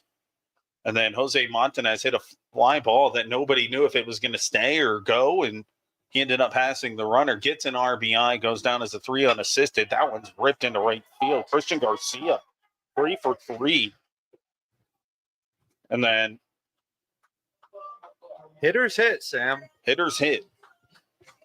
Then Jackson Purcell in the second inning after Montanez's home run that wasn't delivered, a no-doubter to left I field. want to know whose was further, Purcell's or Webb's. Both of those were absolute missiles. Hal Perez, the batter, takes first pitch high. They couldn't have landed more than 10 feet from each other. Nope.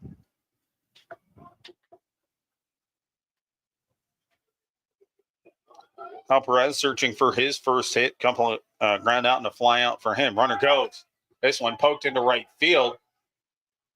Blunt is there, and Garcia is going to have to retreat. So one gone, and that'll bring up Terry Burrell III. Walk and a ground out for him. Number 0, Terry Burrell III. And again, I think that was a hit and run right there because that pitch was up and away. Probably Perez in normal circumstances lays off that, but with the game on, good teammate right there. Put the ball in play, give him a chance, but not a ton you're going to be able to do with that pitch. That one bounces. And that one, carom, saying Garcia gave it a look. That's exactly what we talked about. It takes a weird carom sometimes, but instead, he's going to be in on that one. We'll see how they score that one. That looked like a wild pitch to me. That took a nasty hop on the catcher behind the plate. It did. The home plate turf was just recently replaced too, so maybe that was a factor. It was replaced at the start of the year or end of last year. Not entirely sure. 1-0 called strike. Yeah, it goes down as a wild pitch. I tell you, that's one where if he's getting around second right away, he probably does get to third. But you hold up there, you're not really anticipating the catcher to make an error. Well, now he's on third. That'll go down as another error. E1 to put Garcia at third. We mentioned how good this team is with runners at third and less than 2 outs. Coming into today, hitting .976, 41 for 42. And a chance here for Terry Burrell with some speed. We've seen him drop down a squeeze. Just some speed in the box. Burrell misses this one into the gap. That one's down. Garcia scores. It's 2-2. Burrell might go 3. Burrell, he is going to go 3. Terry Burrell, an RBI triple.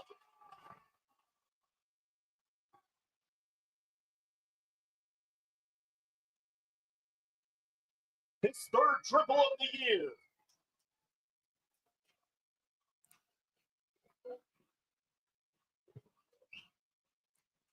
Up the back of the age, number 45, Jose Martinez. Okay, if Jose hits another one and he passes Burrell on the base path, there's something wrong. Burrell's at third, one out. Montanez, the batter. He hit one over the fence, but was called out for passing the runner back in the first. Fouls off the first pitch he sees from Robertson. Either something's wrong or he hit the ball really high. Which could happen here. It gets up in that jet stream. You might not know. Jose Montanez, he's got a good eye on it, though. 0-1. Swing and a miss quickly behind 0-2. And the Montanez home run that was an opposite field, important to note. 3-1 game now. UHV leading. Montanez waves at that one, drop third strike. They'll check the runner at third. Burrell going to hold there, and it's going to be a strikeout for the second out. That's just the third time or the fourth time this season that UHV has been in that situation.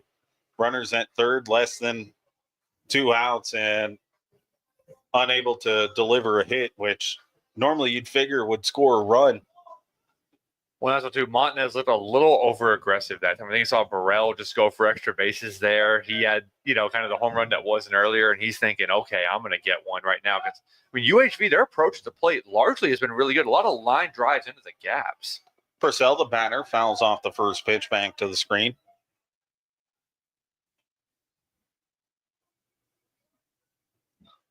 And how can you tell Jackson Purcell not to swing with all he's got right now, the way he lifted that ball out in the second? That one's down, 1-1. UHV, so far today, 3 runs on 7 hits, no errors. A&M-Corpus Christi, 1 run, 3 hits, 3 errors. As UHV leads 3-1. That one's on the way and outside, 2-1 now. And you got to be careful throwing breaking pitches in the dirt right now. We already saw one get away from the catcher in this inning, and Burrell's got some speed over there at third base. So if it gets past the catcher, he's liable to score.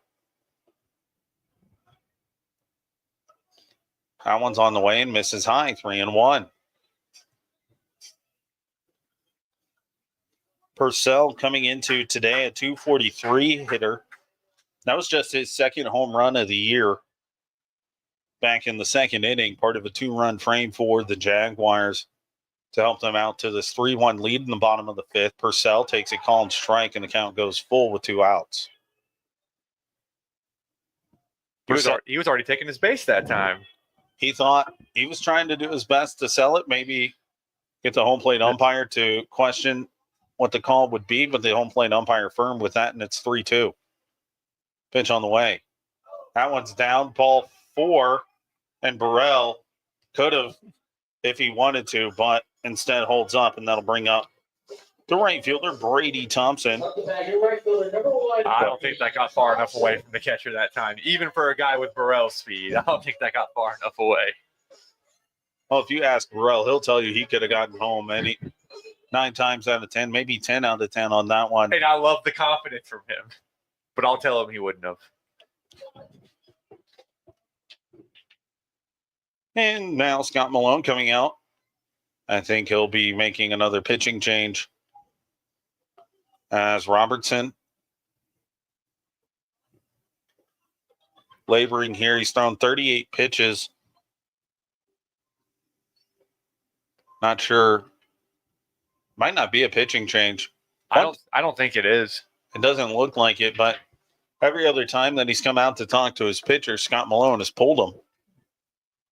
But one thing I got to say about Jackson Purcell, one of the greatest personalities on this UHV baseball team. He came in at the semester, transferred from Central Arkansas, as the NCAA put roster limits on programs throughout all of its sanctioned sports. Baseball was one of them, and Purcell was below the cut line at Central Arkansas, wanted a home, and found one here with UHV, and he has been fantastic this year. He's on base after that walk.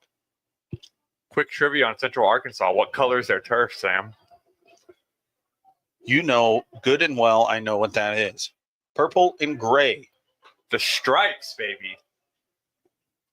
First pitch to Thompson is high. The freshman from Baytown, Texas, played his high school ball at Mont Bellevue. Or not Mont Bellevue, that's the town the high school's in. Barbers Hill on the east side of Houston. 1-0's in there for a strike. Catches the outside corner. I know Barbers Hill plenty well. Played them in high school. They were a big rival for us. 1-1. That one's in the dirt. Good job by Reisdorf to block it, though. You've already seen this ball take weird caroms off the turf. And you mentioned they relayed the turf at home plate. I know they did. I'm not certain on whether it was before this year or last year. Ground ball right side. Sanchez has it. He'll scoop throw over to first. And Russell has it.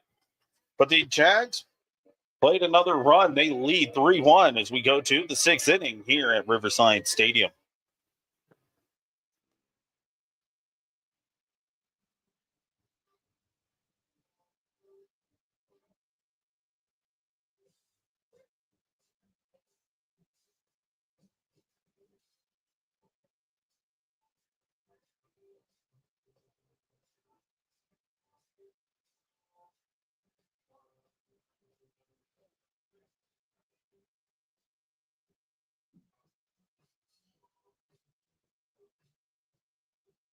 Now pitching for the Jags, number 26, Andrew Hurlbrink.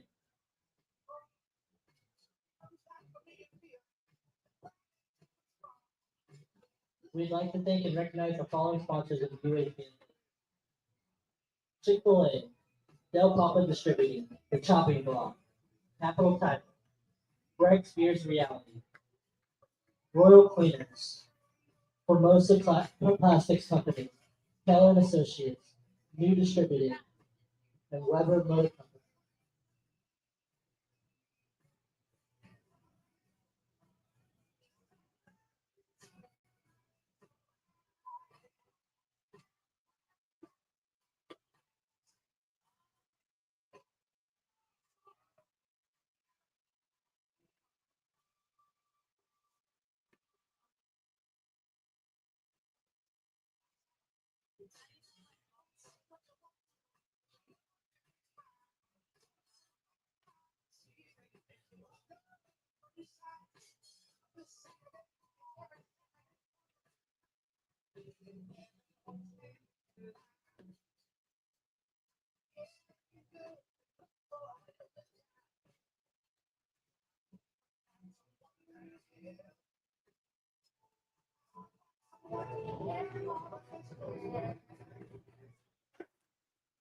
We're back here at Riverside Stadium. New pitcher in the game for the Jaguars, 6 foot and left-hander from Perth, Australia, Andrew Hurlbrink. He takes over for Mason Longoria, who was fantastic today. Yeah, Longoria's dazzling on the mound. 5 innings, allowed just the 1 run to lead off homer, struck out 6, allowed just 3 hits and 2 walks for a whip of 1. Hurlbrink, first pitch is a ball to the second baseman, Cade Sanchez. And we saw Longoria as the game went on. His strikeout stuff started working. It was weak contact early on, and then later on, his strikeout stuff started working. So you saw him kind of grow into the game. 2-0 count now to Sanchez from Hurlbrink. And Hurlbrink not getting it easy. 3, 4, 5 in the order due up for him. And behind 3-0 now. One thing right away that stands out is fastball's got some arm side run to it. It's not a straight 4-seam fastball. It's, not coming straight downhill at the hitters. It's got some life to it. Hurlbrink issues a 4-pitch walk to start here to Cade Sanchez. Hurlbrink made its first appearance for the Jaguars over the weekend in a 17-5 win over Texas College. Scoreless inning of work, 2 strikeouts for him.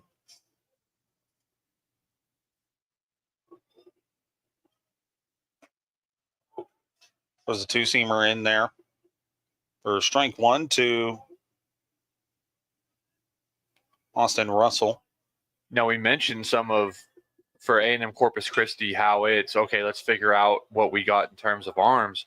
For UHV, obviously, Longoria is one of these guys, but Julian Garcia, Jonathan Jones, Brady Parker, they've been so good this year.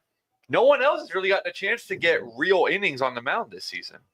Jacob Baker, Justin Morales being the first two they usually turn to as the 0-2 misses outside. But even those two, just 3 innings and 3 1/3 innings, respectively. It's not like they've thrown a ton of innings because the starters have been so good this season. There hasn't been a ton of need for relievers. You look at the complete games, 2 for Julian Garcia, 1 for Jones, 2 for Parker. Couple pitchers of the week in there. 1-2 fouled back, absolutely. Or actually, all 3 have been pitcher of the week. All 3 have been. They were part of a phenomenal stretch for Jags baseball, as through the first 4 weeks of the season, UHV had a player recognized with weekly honors from the Red River. That one runs inside and gets away. Wild pitch, going to move the runner up. It was Brady Parker in week 1 after tossing a complete game no-hitter and a 10-0 run rule win over Wiley to open the season. Then it was Jonathan Jones pitching a phenomenal game and picking up. That was against Mid-American, I believe. Central Or Methodist. Central Methodist. Gosh, those guys could swing the bat. That one misses inside. Count goes full. And then sandwiched in there, you also had Terry Burrell, a player of the week for his offensive exploits in week 3. 3-2. This one lifted over the screen and foul. And then in week 4, Julian Garcia, after his masterful showing against University of the Southwest in UHV's first conference series to complete the sweep, became the 3rd pitcher for UHV to get the honors. 3-2 misses and a couple of walks early on for Hurlbrink, making his first appearance here at Riverside Stadium.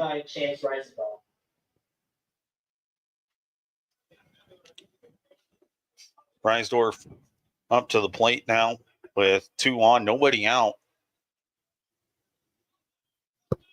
There's a right-hander warming up for UHV. Trying to get a number for you on that one. Tying run at first. First pitch to Reisdorf, misses low. You can see Hurlbrink there asking the umpire, hey, was that low? And it's got to be where the umpire's calling it. He's called that all game, it seems like, 1-0. This one lifted high.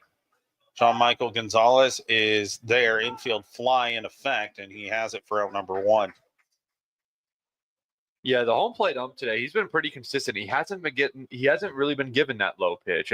That's something Longoria wanted on the mound as well. You saw him on a 2-strike changeup not get the call, and that's just been the way the game has gone.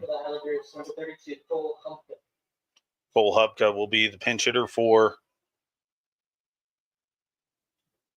the Islanders in the 6-hole, batting for Josh Blunt, who went 0-2, strikeout and a flyout for him. And again, we talk about midweek madness. Let's see the lineup changes for both sides here if they start rotating some guys in there just to get some at bats. Hubka getting his gloves situated.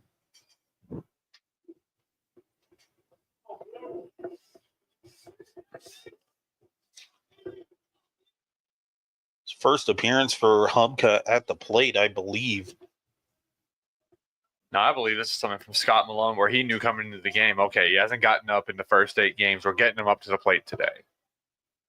And what a time to come up with 2 on and 1 out. Freshman from Wilsonville, Oregon. Perez. There's a reason he's one of the best in the nation, led the nation in runners caught stealing, and he guns down Cade Sanchez 2-5 on that put out. That's why the great Vin Scully always said, keep your eyes open And tell the truth, while I had my eyes down and I did not see that play coming, thankfully you did, Gabe. That's one that Hurl brings in a love out there on the mound. He was in a little bit of a jam that time after back-to-back walks, but now you're one strike away from getting out of the inning. 2 gone now for. And again, for the new hitter, Hubka, that you could see that arm side run on the fastball messing with him a little bit. 0-2. Missed, I think. Got crossed up there. Hal Perez set up outside. Yeah, it looked like he was expecting off speed over there, just by the way he caught that one. 1-2. Breaking ball misses low. Count goes full or even. 2-2. Now, you saw him swing and miss at a couple of fastballs early in the count. I wondered, do you go back upstairs that fastball again? I do think that arm side run is giving Hubka some issues right now. And do you trust yourself to throw that inside and front door a little two-seam? I don't know if he calls it a two-seam fastball, but it has that two-seam action on it. But Perez is going to set up outside here. Pitch on the way. Ground ball left side. DeAndre Torres has it. And he'll throw it in time. Good job by the Jaguars and the behind Hurl freak as they work to strand a runner. They gun down one, trying to steal. And we will go to the bottom of the 6th. UHV still leading 3-1 here on the Jaguar Sports Network.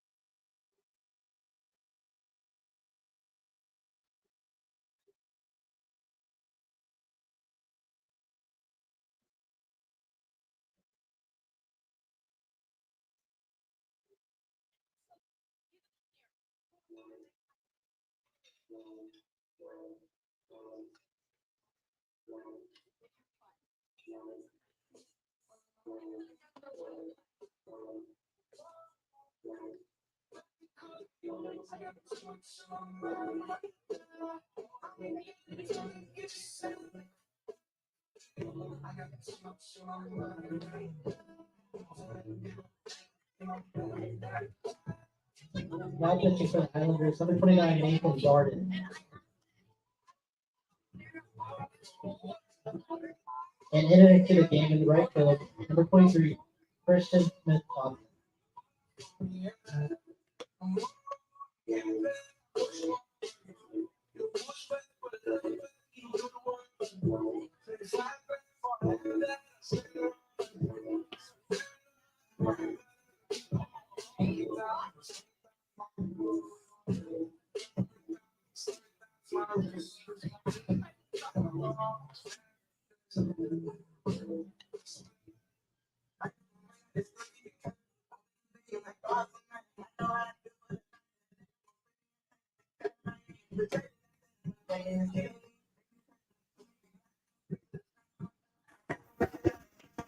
We go to the bottom of the 6th. UHV leading 3-1. Kyle Barris, the leadoff batter. It's 9-1-2, 2 up for the Jaguars.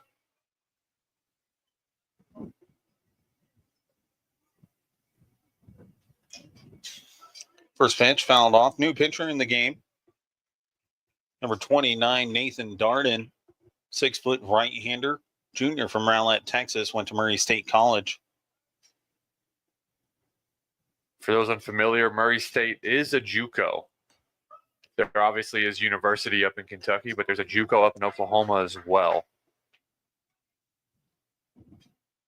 It's 1-1 count now after the 0-1 misses.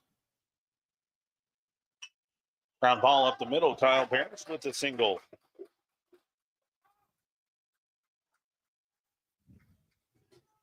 That'll turn the lineup over to the third baseman, DeAndre Torres. Well, there's the El Campo native getting on the board. Number 7, DeAndre Torres.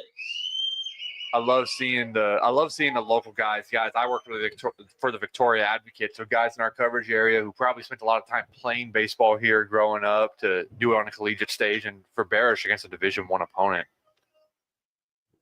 Now Torres showing bunt. Called strike. Snap throw to first, not in time. Now you got to be careful over there. Reisdorf did pick off a runner earlier today on that same kind of thing.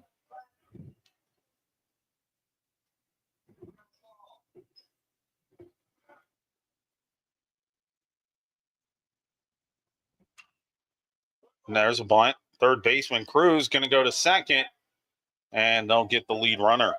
It's a good throw by Cruz over there at third. 5-4, wipes out Now batting your shortstop number 2, Kyle John Barish. Gonzalez. Because that wasn't even a poor bunt by Barish. He got that down, kind of put it in a really good place, but Cruz just a heck of a play over at third, very alert, got on it quickly and got the out.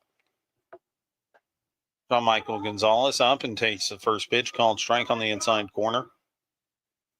Gonzalez 1 for 3, a single, in between a couple of strikeouts for him.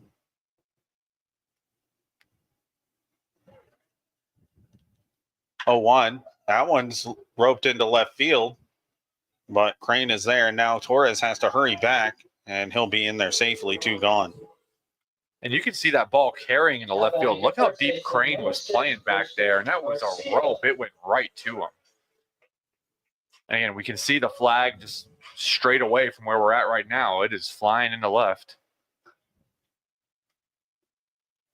Now Christian Garcia, he's had himself a fantastic day against the Islanders. 3 for 3, 3 singles, takes the first pitch low.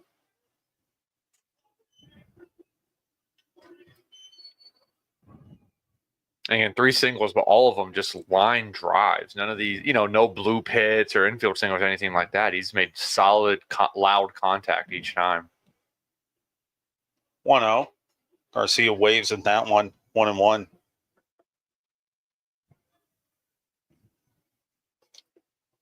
I mean, think about what a win like this, if they're able to finish this off, could do for the confidence of UHV. You've been playing so well, and to have a lead on a team, a Division I opponent. Garcia, his 4th hit of the game. He's 4 for 4.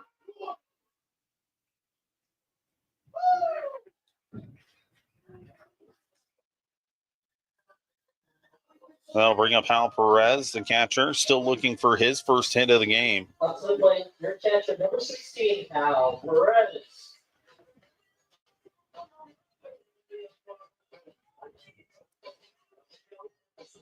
Now for UHV, again, another inning where they get a bunch of runners on base. They've stranded 8 guys on today. Can Perez get a big hit and maybe bust this one open right now? He's sitting on a 4-game hit streak, and the Kamui, Puerto Rico native takes a ball inside as Nathan Darden loses his hat. I think Perez has been here long enough. Is he a Victoria native by now? He spends a lot of time here. He has been here in his 3rd year with the Jags. Breaking ball in there for a strike. Hey, in today's college sports scene, to be 3 years anywhere is impressive. Nathan Darden comes in, 2nd appearance for him. He has a 45.0 ERA, allowed 5 earned runs on 4 hits as Perez finds that one into the gap. Around third is Perez, or around the third is Torres, and Garcia, he's being waved. It's a 2-run single. Hal Perez. Double. My apologies. 2-run double for Hal Perez, and now UHV up 5-1. Don't cheat my man Hal on an extra base hit right there. Perez, that looked like he'd been pressing in this one, goes the other way, just lets the ball come to him in a rope into right center field. 5-1 Jags here in the 6th inning. What a showing against Texas A&M-Corpus Christi. Now it brings up Terry Burrell. He had a triple his last time up. All right, I mean this with all seriousness. Could Hal Perez run for mayor in Victoria? Who knows? He's a very likable guy. That first pitch is in there, Terry Burrell. 1 for 2 today. Triple, ground out, and a walk. And a real leader in the clubhouse. And even with the Generals, part of the culture setter, really was a big part of their championship team over the summer. Big part of what UHV is doing right now to start this season. 0-1 misses, 1-1. Robbie Gutierrez, one of the founders of NAIA Ball Watching. And yes, I got your text, Robbie. Maybe he said maybe there needs to be a statue built for Hal Perez. Well, wait and see. That one gets away in the glove of Reisdorf, and Perez is going to be at third. And the count 2-1. You know, if Perez can get his second conference championship, maybe there will be a statue outside of Riverside for him. That and what he's done with the Generals, everything he's done with UHV. I mean, there's been one of the clubhouse leaders, and he's at third here with 2 outs, a 2-1 count to Burrell.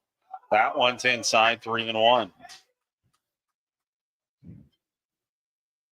This UHV lineup is just so relentless. Even like Perez had not hit the ball well today, finally gets it. And then you have to turn around and face Burrell, who's really good. Walk him. It's Montanez, who already has a home run on deck. After him, it's Burrell, who already has a home run today on deck. 3-1 misses. It's a 2-out walk.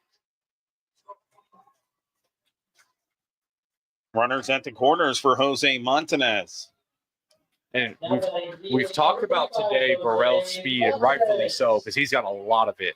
But his eye at the plate leverages that speed so well, it makes him that much more dangerous when he can just get on base different ways.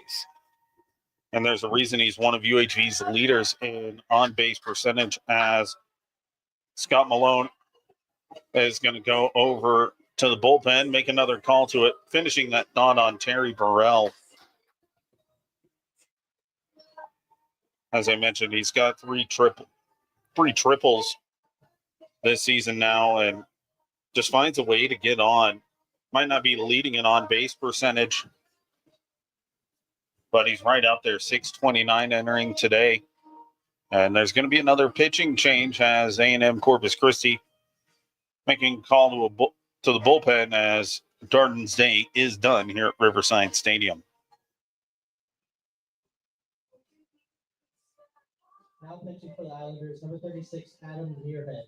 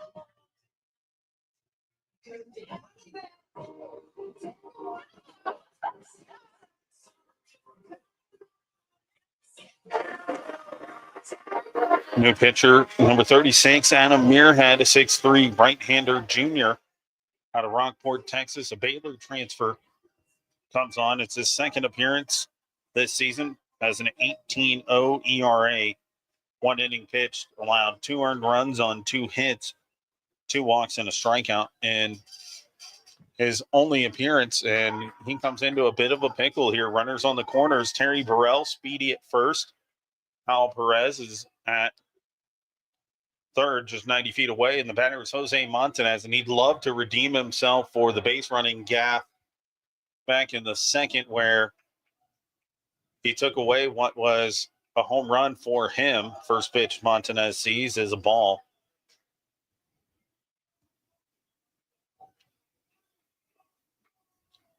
And Muir had a little bit of a homecoming for him. Rockport, just about 65 miles away. It's his hometown. Called strike, count evens, 1-1.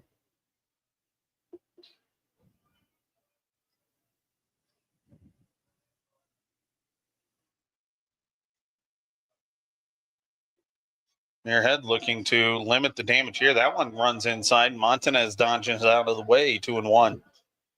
You see Muirhead almost looks like he's overthrowing right now. Throwing really hard, but first and third pitch really wild. And Terry Burrell is getting a decent lead over there at first base. Don't know if he'll be going with 2 outs, but it's definitely on the pitcher's mind. Last appearance for runner goes. Burrell is in there. Stolen base for Terry Burrell. His 10th of the season. I said he may not be going with 2 outs. I forgot who I'm watching. This is UHV. The Jags love to run. That's part of the Jag ball mentality that head coach Jonathan Snavadoa in his 3rd year has really instilled in this program. And every player who comes here, whether they were here for his 1st year, has really bought into that. 3-1 misses. Ball 4. That loads the bases. And now there's nowhere to put Jackson Purcell. Now batting number 40, Jackson Purcell. For Muirhead, his last time out was in their opening series against Kansas back on February 15th through. That was a loss as the Jayhawks walked away with a 12-1 win. That one called strike to Purcell.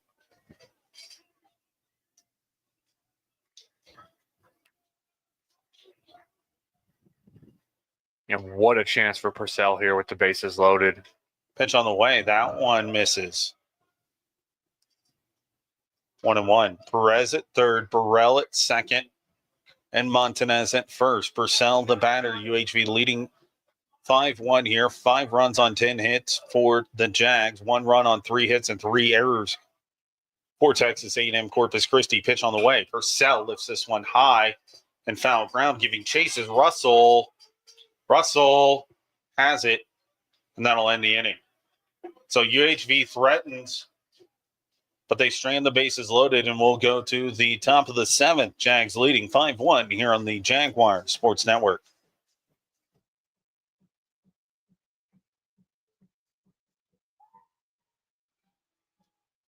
The concession stands will now be closed during the 7th inning stretch.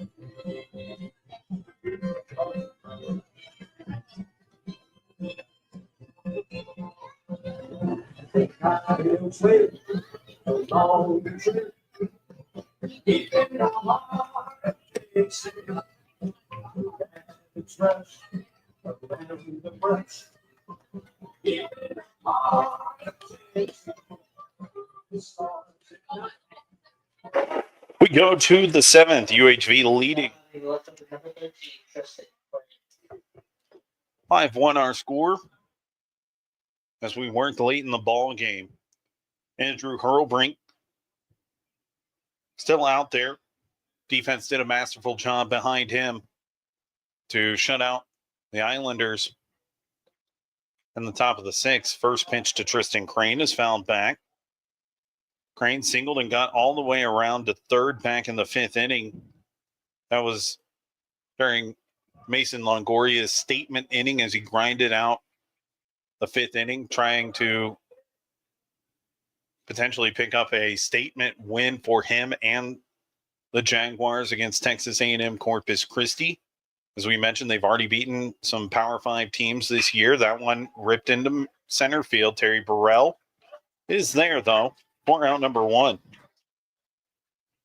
They beat UCLA. They took 2 from Washington State, actually swept that 2-game series. Number 14, Jarrett Black. Jarrett Flaggart, 6'5" sophomore from Choctaw, Oklahoma, went to Cali College. Now Jonathan Stavino out, and that'll be it for Andrew Hurlbrink. Hurlbrink goes 1 1/3 innings, shutout baseball. Good showing for him in his Riverside debut for the Perth, Australia native. Got to be happy about that. And I think the next pitcher out of the bullpen is going to be a Corpus Christi native, Justin Morales. And in fact, that's who it'll be. We'll have more about Morales when we come back here on the Jaguar Sports Network.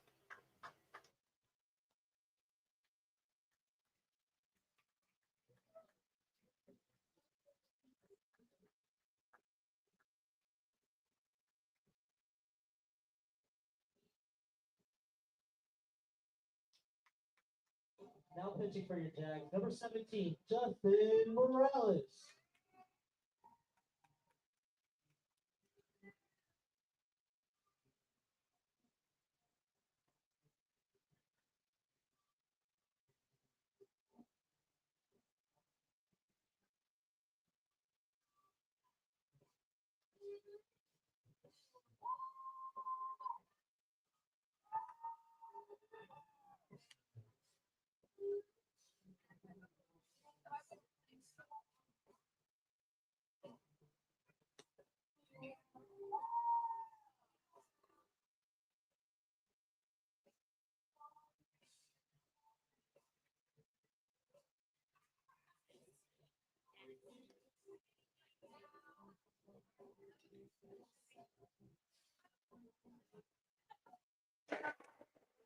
Justin Morales comes on, making his 5th appearance. All 5 have been out of the bullpen for the relief pitcher from Corpus Christi, Texas.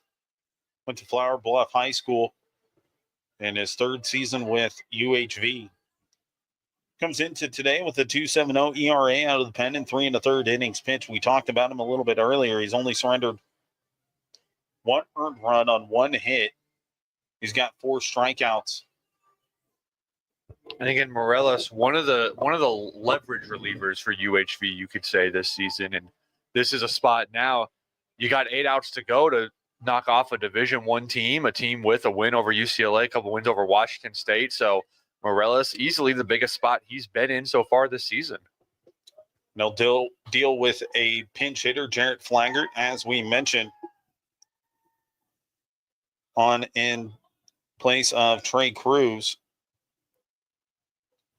Flaggart, a sophomore from Choctaw, Oklahoma, just about 90 miles up the road from Dallas. Transferring from Cowley College, another JUCO commit. First pitch from Morales. Called strike.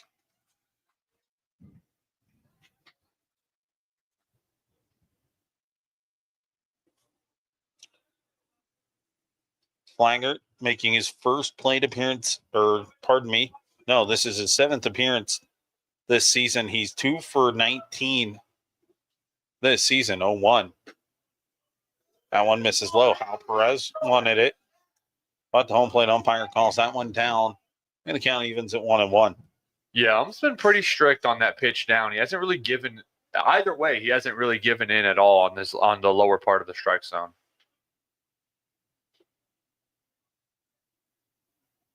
Morales deals. That one chopped foul, third base side. And I make that point because you see some home plate umpires over the course of the game. If pitchers keep pounding that bottom part of the zone, maybe they do start to give in and, okay, we'll give that pitch a strike, even though it hadn't been a strike earlier in the game. This home plate ump has been consistent. It's hit the bottom of his zone is the bottom of his zone. Morales, last time out, second game of the doubleheader against Texas College on Saturday. Through a scoreless inning, struck out the side as the Jags went on to win 14-1 en route to another series sweep in conference play. They're 6-0, and they'll return to conference play this weekend, but they're looking to finish this one out. Morales, swing and a miss. Well, across two games, that's 4 straight strikeouts for Morales. That's exactly what you want out of a guy who's one of those high leverage relief pitchers working with a 5-1 lead. Another pinch hitter here, Carson Krokow from Heath, Texas, went to McLennan Community College.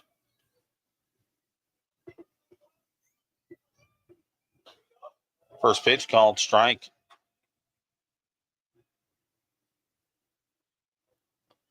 And yeah, you're right. Not just a strikeout from Morales, but he's coming in and pounding the zone. He's not really working around these hitters. He's not trying to be too cute. He's coming in and attacking. And you saw he has the wipeout stuff as well with that slider with 2 strikes. And he's quickly ahead now, 0-2 to Krokow. And see, that was a sweeping slider, but it stayed in the zone. Let's see if he goes a little further out of the zone, tries to get it on a swing and a miss right here. Krokow, .417 hitter and 12 at-bats this season for the Islanders. Morales trying to set him down, though. 0-2 pitch on the way. Fastball well outside, 1-2.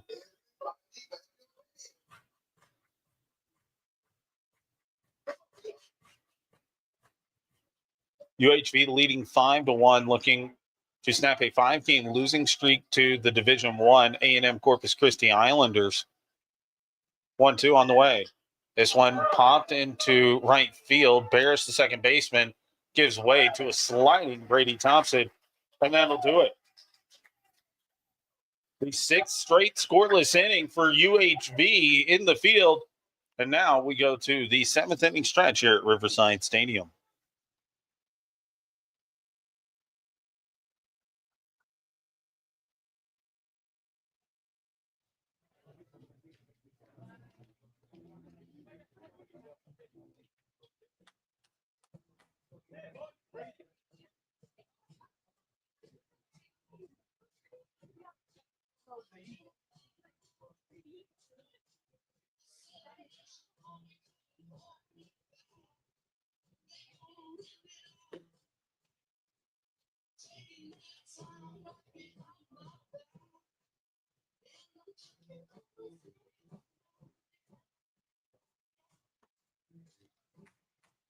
Entering to the game at third base for the Islanders, number 14, Derek Flagger. And at shortstop, number 5, Carson Krokow.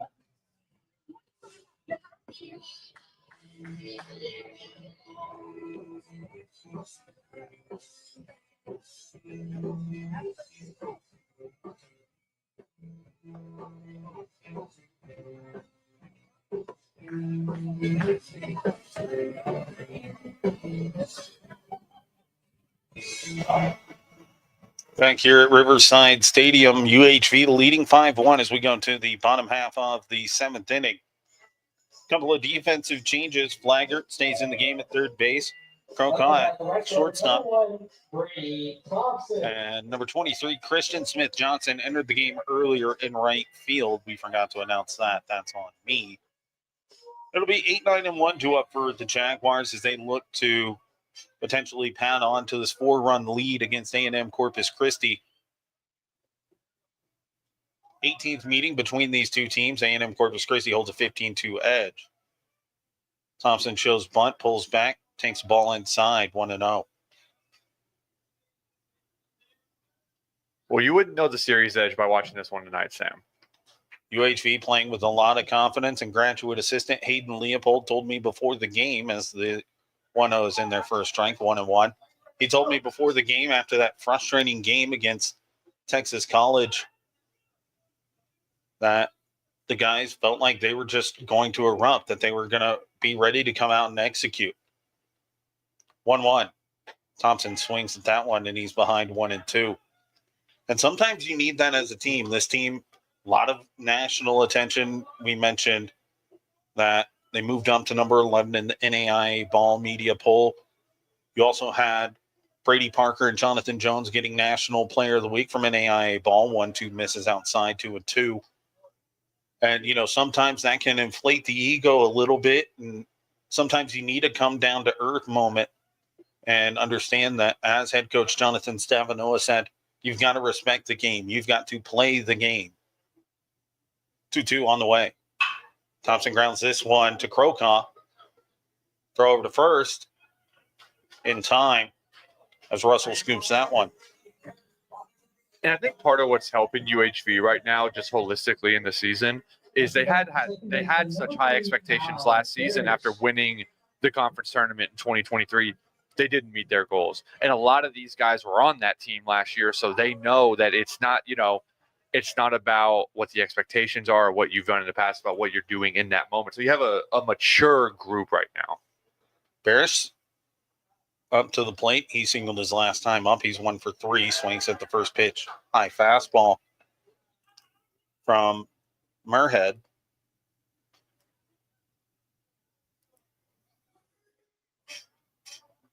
Also important to note in this one, 5-1 UHV, and this isn't some fluke where it's a lot of blue pits or A&M-Corpus just making a ton of mistakes leading to UHV runs. UHV's out hitting them 10-3 right now. They've played a clean game defensively, and these aren't blue pits. These are line drives. They hit a couple home runs as well, or I guess one sort of home run that really wasn't. But this isn't fluky. The nature of this game has not been fluky thus far. 0-2 on the way to Barish is high. And yeah, I mean, despite the 3 errors for A&M-Corpus Christi, it's been a clean game, and those haven't all led to runs. It's been UHV putting pressure on A&M-Corpus Christi. Barish fouls that one over the screen up the first base side. Well, actually, all 5 of UHV's runs have been earned. So none of A&M-Corpus's errors have led to runs. That's a crazy thing right now. UHV has not capitalized on all its opportunities. They've actually stranded the bases loaded a couple of times today. They've left a couple of runners on more times today.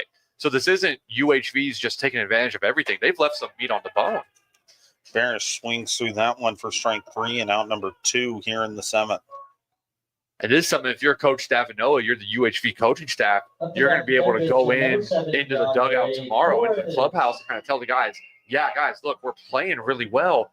Look how much better we could have been. Absolutely. And DeAndre Torres comes up here with 2 outs, especially against a team like A&M-Corpus Christi. Last year, they had some more big wins as well. And I mean, you look at the 2024 schedule as Torres awaits the first pitch from Murhead. This one's chopped third base side. Flaggart has it. The throw, that's another error. Torres is safe. Score that as an E5 throwing error. And with 2 outs, UHV has a man on, and Torres has plenty of speed. He could be dangerous. Yeah, and that's new third baseman over there. So yeah, they call it the hot corner over there, and he got a taste of it right there. Flaggart did. But you mentioned A&M-Corpus's 2024 schedule. If I'm not mistaken, they did knock off University of Texas, who came into the season ranked in the top 10. They knocked off Texas State. They also went and knocked off Texas 4-1 March 26th. That's going to be a stolen base for Torres. As we mentioned, Torres, plenty of speed this season. That's his 5th stolen base. He is yet to be caught stealing. But yeah, a couple, some big wins for them, beating the Longhorns, beating the Bobcats, beating UTSA, beating some names that are known. UTSA maybe not so much on the baseball side, but people know it. And when you're a program like A&M-Corpus Christi, as the 1-0 misses, 2-0, when you're a program like A&M-Corpus Christi coming out of the Southland Conference, playing any of those Power 5 or Group of 5 schools, picking up a win, no matter who it is, always feels big, kind of what UHV is trying to do here. Oh, yeah. For Count goes 3-0. UHV's kind of in a no-lose scenario in terms of like national perception right now. Because, if they lose to A&M-Corpus, hey, D1 team beat UCLA, a well-respected program, no shame in that. You beat them. We talk about national ranking so far on this broadcast a couple of times. What's that do for the national ranking and the perception if they continue to keep taking care of business in conference play? 3-0, or were we? Must have been 2-1 in the count. Now 3-1. I think when Torres stole the base, I think that pitch was called a strike. 3-1. Called strike 2. Anthony's there. And these two teams met last year at Chapman Field. And, UHV just couldn't muster anything. Lost 14-1 in that one, trying to redeem themselves here. Called strike 3. And Gonzalez goes down looking. Just ran a runner at second base. We go to the 8th inning. UHV leads 5-1 here at Riverside Stadium.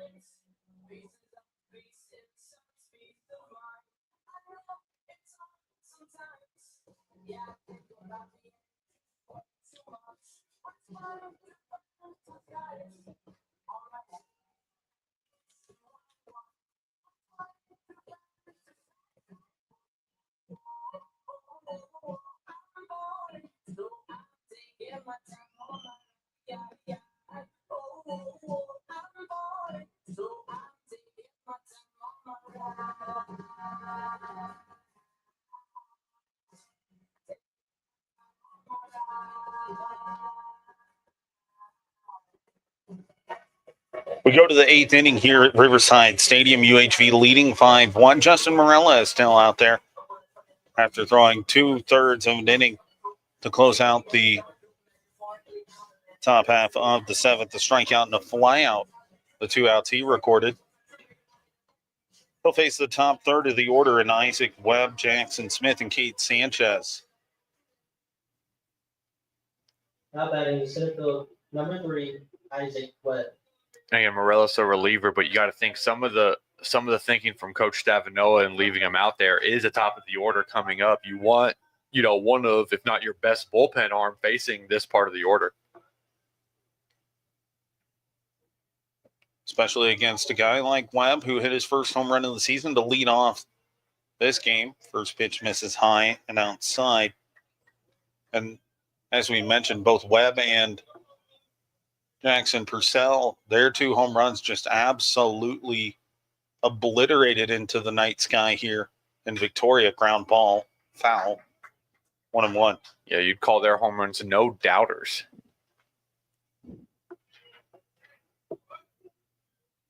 Again, for Webb right now, down 4 runs. You got to think the approach is just get on base. That's something that A&M-Corpus Christi has lacked today. It's just traffic.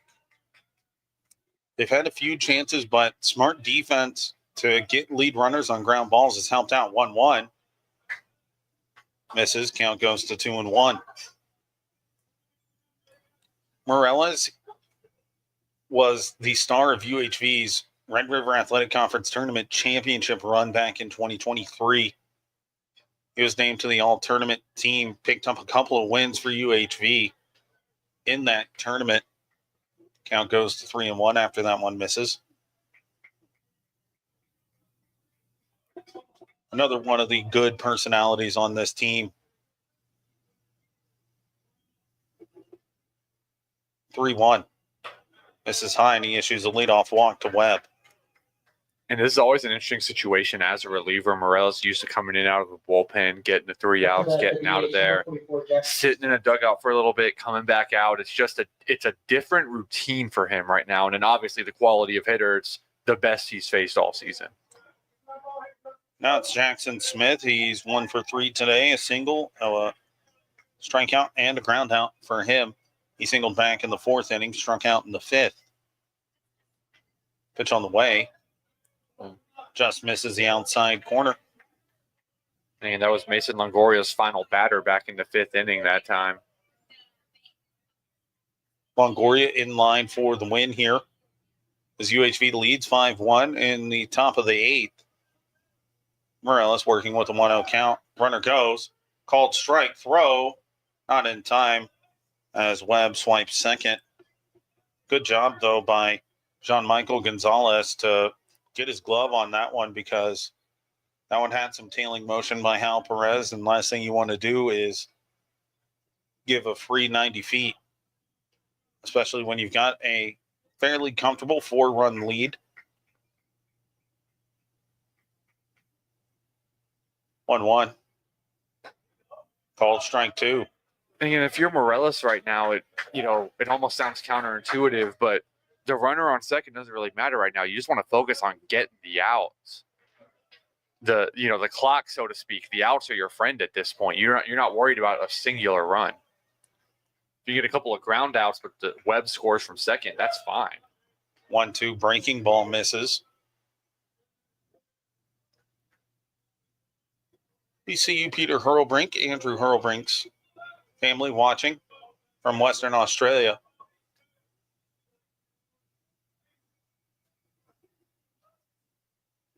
Two. That one misses. 3-2.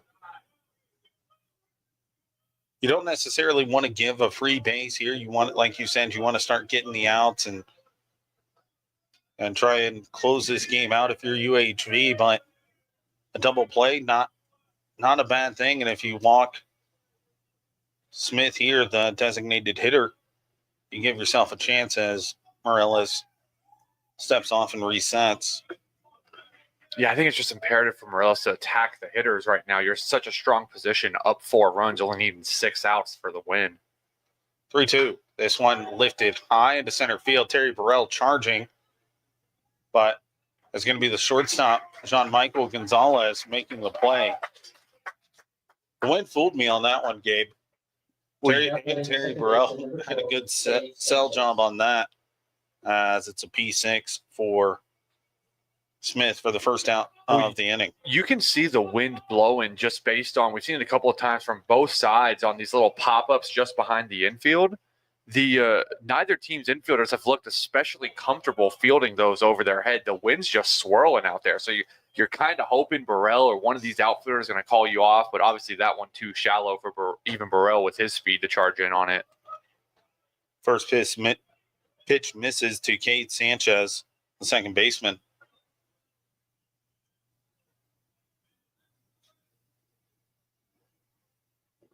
It's 1-0 count.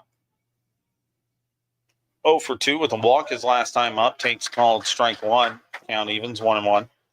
And I think that out to Smith was big now because you can just settle in. And I mean, as a pitcher, it's just, okay, 2 ground outs and I'm out of the inning. No runs have scored. Or just, 2 fly outs, whatever it is. That if I just get the next 2 hitters out, that runner's not coming around to score.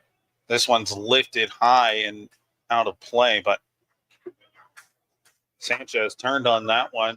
Instead, it's allowed strike 2, 1-2 the count now. And again, that was Morelos' breaking ball that time. That kind of sat in the middle of the plate, didn't break probably as much as he wanted to. Hitter was so far out in front of it. Let's see if he turns to it again, throws it into the other batter's box, tries to get the swing and a miss. 1-2. That one lifted foul as well. Sanchez's timing was a lot better on that one. It was still foul, but hit much closer to the foul line over there. I thought it hit much harder as well. Got over the fence and foul ground as well.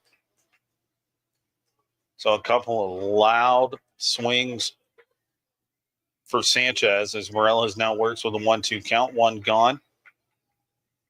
Pitch on the way. Runner goes. That one's ripped into right center field into the gap. 1 run will score. Hit and run was on there. It's going to be an RBI single for Sanchez to make it a 5-2 game.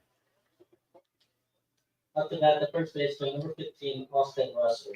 Excellent job executing the hit and run there. They've tried that a number of times this game, and that time it pays off as the single into the gap, able to plate Isaac Webb, and it's a 5-2 game. First run since the first inning when Webb homered. That's Austin Russell, 0 for 2. Takes a ball on the first pitch. Now Perez going to go out and talk to his pitcher. Probably just settle Morelos down. I want to remind him, like, hey, we're up 3 runs. Gave up that run, but the double play is still in order.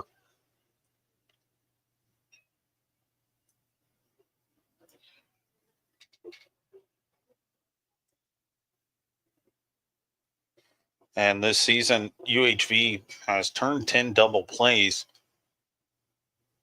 Well, we've seen Gonzalez and Baroche, they've been so good in the middle infield defensively. Even, Torres, all the infielders, Torres at third, Garcia at first, ground ball 2 is very much alive right now. 1-0 on the way. Swing and a miss. Count evens, 1-1. Now you've seen each of UHV's infielders make phenomenal plays. Even Hal Perez behind the plate making a fantastic grab in front of the net earlier today. That one runs inside, and that's going to hit him. Now 2 on with 1 out for Chance Reisdorf. This is where you have an arm that's been getting hot out there in the bullpen for a while now. You wonder how long Morelos' leash is here. You got to think it would be Jacob Baker they would turn to. And the first pitch to Reisdorf misses.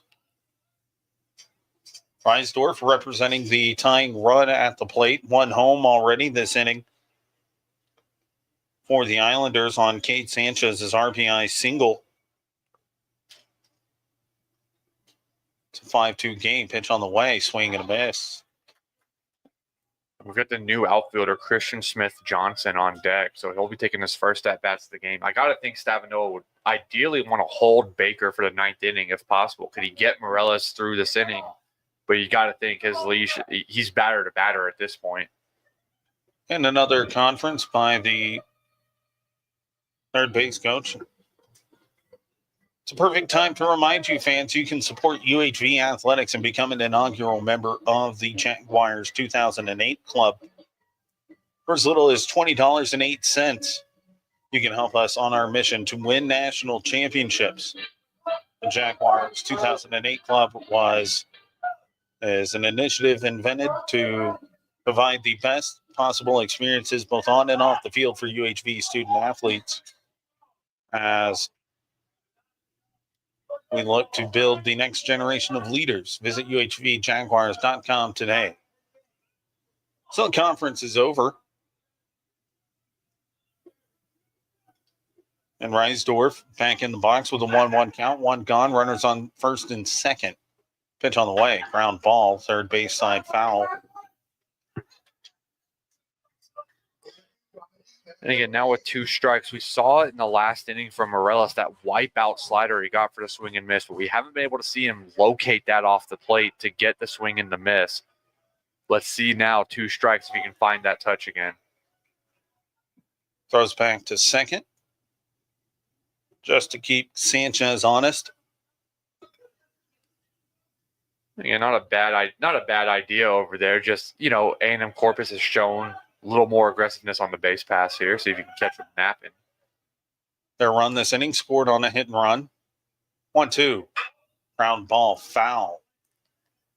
And see, that's another one, a breaking ball that just, Morelos is not trying to leave the breaking ball right there. He's trying to get the sweep across the zone into the other batter's box. He just can't seem to find the touch on it right now.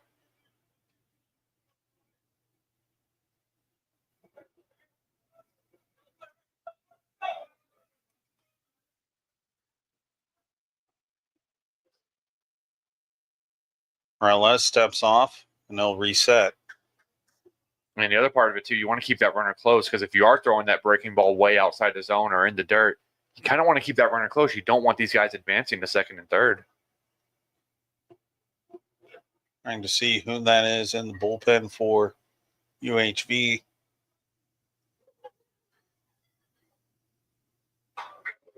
Can't get a number. UHV wearing its black tops, black pants, red caps today. Morales 1-2. This one lifted, foul. And now to play behind home plate.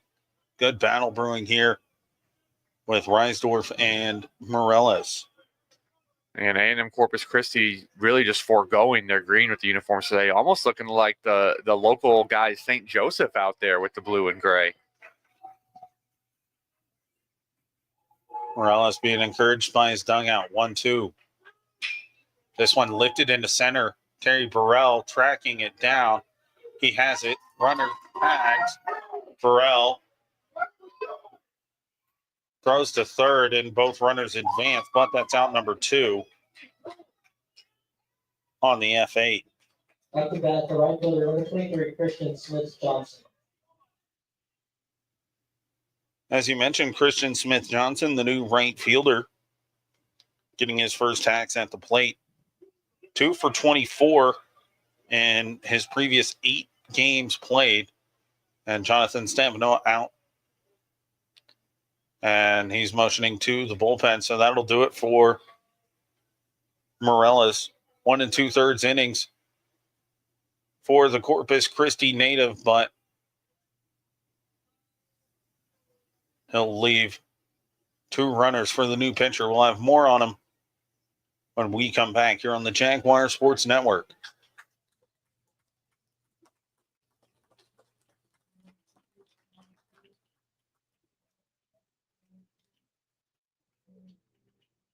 Now pitching for the Jags, number 18, Jacob Baker.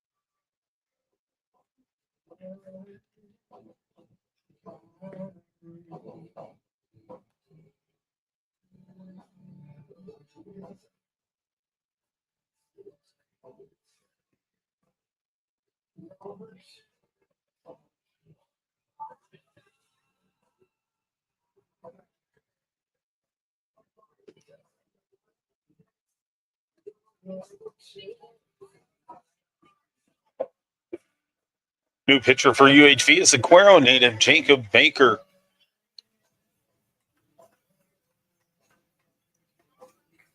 Baker, a 6 foot tall, 195-pound right-handed pitcher, enters today with a 21-0 ERA, 1.67 WHIP.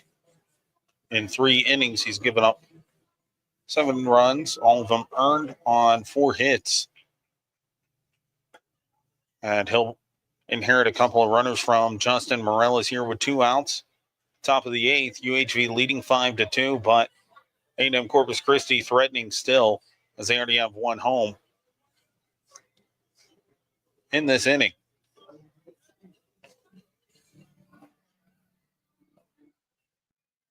Last time out for Baker, picked up his 2nd save of the year and a 6-5 result over Southwest in the 2nd game of that doubleheader. 6-5 win for UHV. First pitch to Christian Smith Johnson, fouled off. And quickly, Baker ahead 0-2. For Jacob Baker right now. You got to think this is a 4-out save, or at least opportunity for one.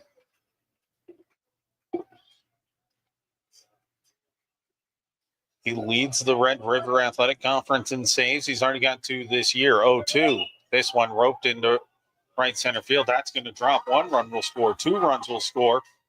And it's a 2-run single for Christian Smith Johnson. And it's a 1-run game, 5-4.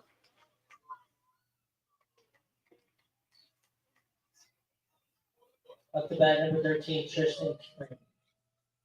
Left fielder Tristan Crane representing the go-ahead run now. 2 outs, runner on first. That one misses. Hal Perez, though, he has it, and he's going to throw it into center field.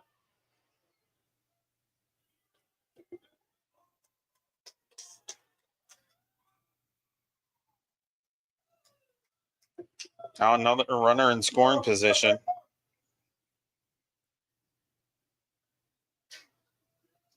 Smith Johnson was retreating because Perez had that one, but then just an errant throw. First error of the game for UHV. 1-0 misses, 2-0 the count now. Yeah, I think for Baker, he was up 0-2 in the count. He's thinking, I'm one pitch away from getting out of it, and now you're in a one-run game with a tying run on second. 3-0 count now to Tristan Crane, 1 for 3 today. Fly out, single, and a strikeout.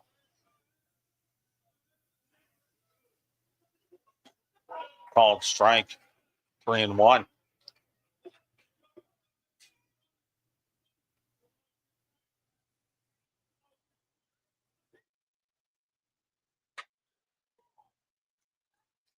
That's a walk to put 2 on with 2 outs. Number 11, Logan Vaughn. That'll bring up Logan Vaughn in a pinch hitting scenario. The Coweta, Oklahoma native, went to Cali College. There's going to be a pinch runner for Crane as the Islanders trying to add some speed on the base path. And it'll be Chad Pantuso running for Crane.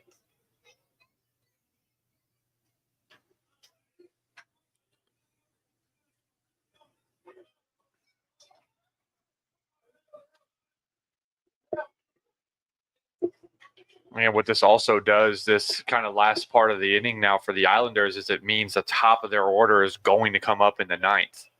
Even if Vaughn grounds out right now, or just gets out right now, top of the order, 9-1-2 coming up.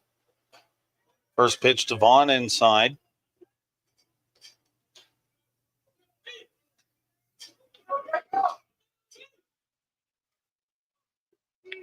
Vaughn, 4th appearance for him. He's 1 for 8 at the plate this season. 1-0.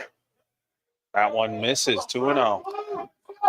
Perez letting the home plate ump know his displeasure with that one. This game has been turned on its head here. UHV led 5-1 entering the frame, but the Islanders have plated 3 so far. This one lifted high. Perez giving chase. Will he have another chance at a miracle grab? No. And so and onto the roof of the grandstand here at Riverside Stadium. A beautiful historic ballpark built in 1947 as the Los Angeles Dodgers AA affiliate. The Victoria Rosebuds needed a new stadium. They got one, and it's been standing ever since. It's seen plenty of baseball in Victoria. 2-1. That one misses, 3-1. Now Baker in danger of loading the bases. We saw something similar happen for him against Mid-America Christian during that 2-game set early in the season. Bases got loaded, and then it was a grand slam for Mid-America Christian. Called strike 2, 3-2. Runners will get a head start. And you got to think right now, you just got to attack right here. You can't afford to load the bases. You need to get out of the inning. Just get back into the dugout. Ball 4, bases loaded.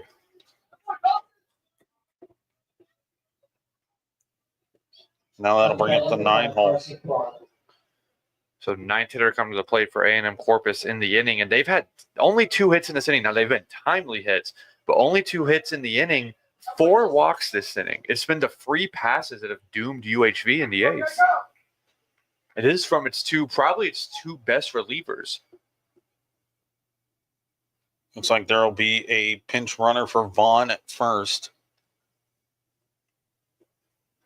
Or Austin Russell. Pitch running at first base, number 19, Mario Mendoza. Mario Mendoza, number 19, a 5'11" senior from Pflugerville, went to Angelina College.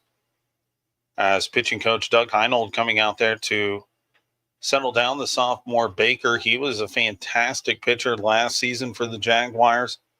First team all-conference honors.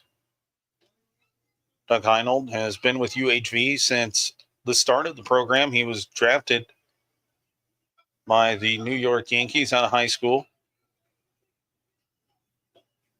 And he's been an invaluable asset to the pitching staff. He's seen a lot of baseball. He's seen a lot of pitchers, and he knows how to work with them. Baker deals the first pitch. That one's high. I think the biggest thing right now is he just needs to find the zone. I said 4 walks in this inning. That's really been the bugaboo for UHV right now. 1-0. Called strike at the knees. I tell you, I think that's a big one right there. Just even in the count, take a breath. 1-1-2-0 is a massive difference. 1-1 on the way. Runner goes. Ground ball up the middle. Perez has it. Has to throw quickly. He's got him. Magnificent defensive work. John Michael Gonzalez.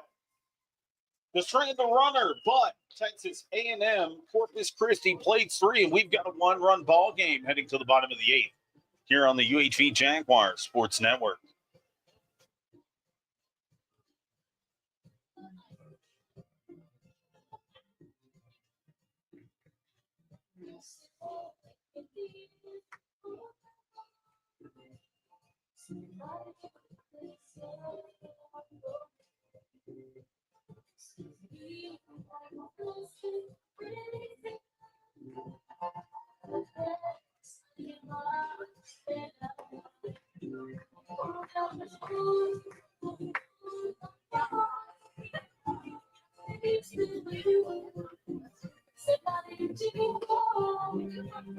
Now at third base, number 19, Mario Mendoza.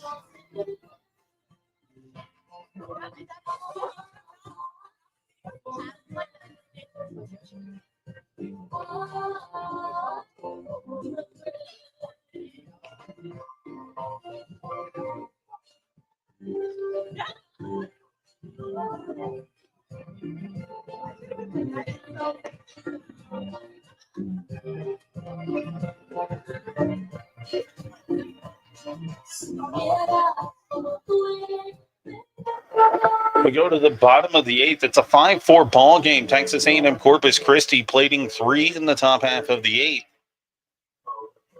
And now UHV, which had a comfortable lead, they've got to sweat it out. They've got to go try and scratch a couple insurance runs, hopefully. And they've got the part of the order they want to do that as 3, 4, and 5. Garcia, Hal Perez, and Terry Burrell III to square off with Muirhead in the bottom of the 8th. Pitch on the way. First pitch down. Ball 1. They said part of the order you want to Garcia 4 for 4 today. Perez, a 2 RBI double his last time up. Burrell's been awesome at the plate, a triple, a couple of walks. 1-0 on the way to Garcia. And he lifts this one into left field. Kicks it goodbye. Christian Garcia. A solo shot to left field. UHV leads 6-4. Little Apo Taco for Garcia right there. And with that, Garcia 5 for 5. Have yourself a day, kid. I'm going to tell you, after the top half of the inning, UHV needed to do something to answer. Christian Garcia took it upon himself. He corralled that throw to end the last inning, a tough throw to corral, and then launches one over the left center field fence on a line. Christian Garcia, like I said, 5 for 5 today. He has been a star. And the throw over to third as Muirhead thought that Garcia did not touch third. No more shenanigans after today. It's going to be Hal Perez now. And Maybe throw over to second and first as well. Make sure you got all the bags. well, I wouldn't be surprised today. Hal Perez swings through the first pitch. Perez, a 2-run double, his last time up in the 6th during that 2-run frame for the Jaguars. 0-1 misses high. Little game reset. A&M-Corpus Christi opened up the game with a solo home run by Isaac Webb.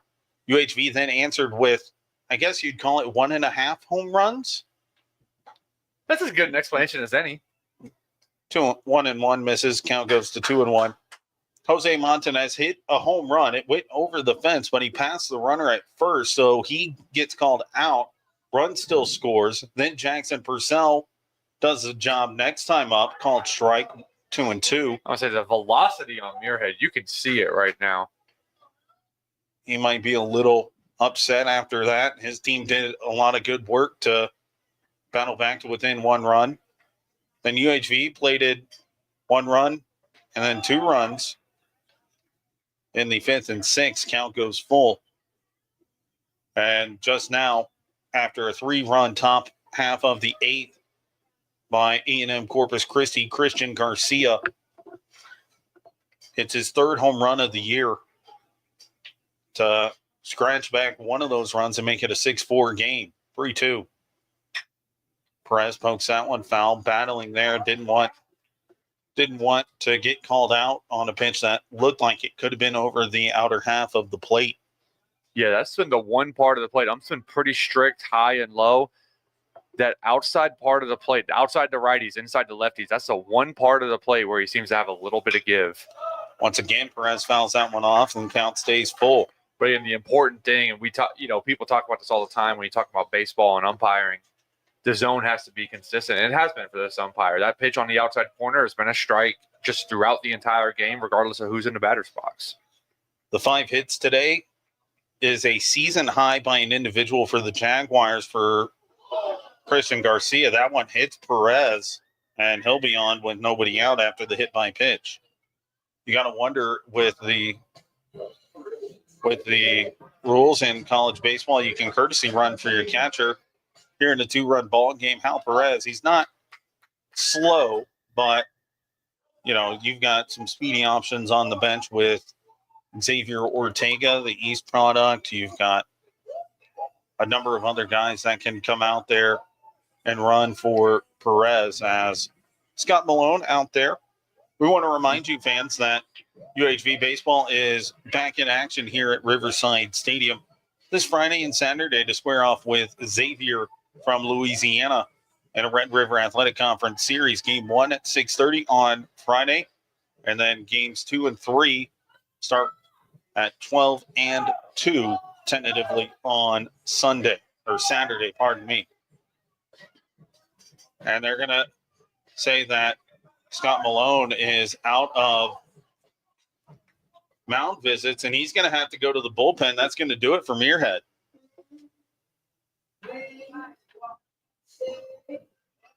A long coaching moment for Malone out on the pitcher's mound.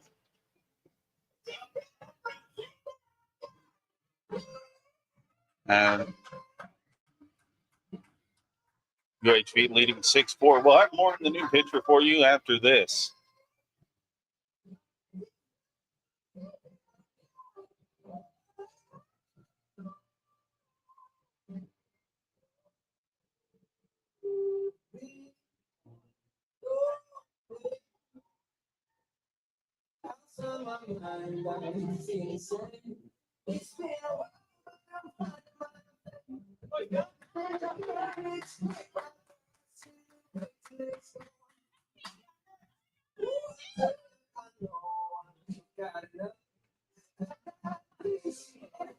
Now pitching for the Islanders, number 41, Bryson Shea.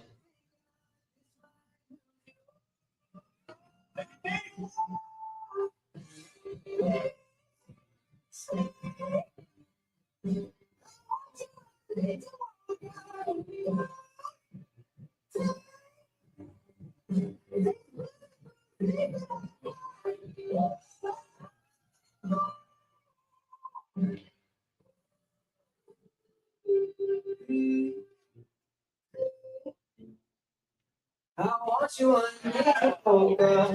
on these beautiful things.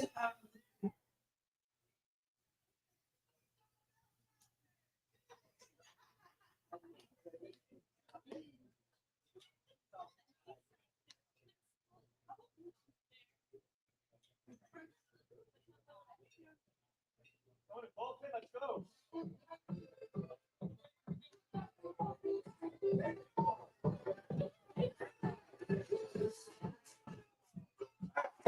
New pitcher in the game for the Islanders is number 41, Bryson Shea, Now, a 6'2" right-hander freshman from Eagle, Idaho. As UHV with one on, nobody out here for Terry Burrell. Bryson Shea, he's thrown 5 2/3 innings and has yet to give up an earned run. He's got 8 strikeouts. That's a team high for the Islanders. They called time before that pitch. Trying to see what they're saying as there's a fan being unruly.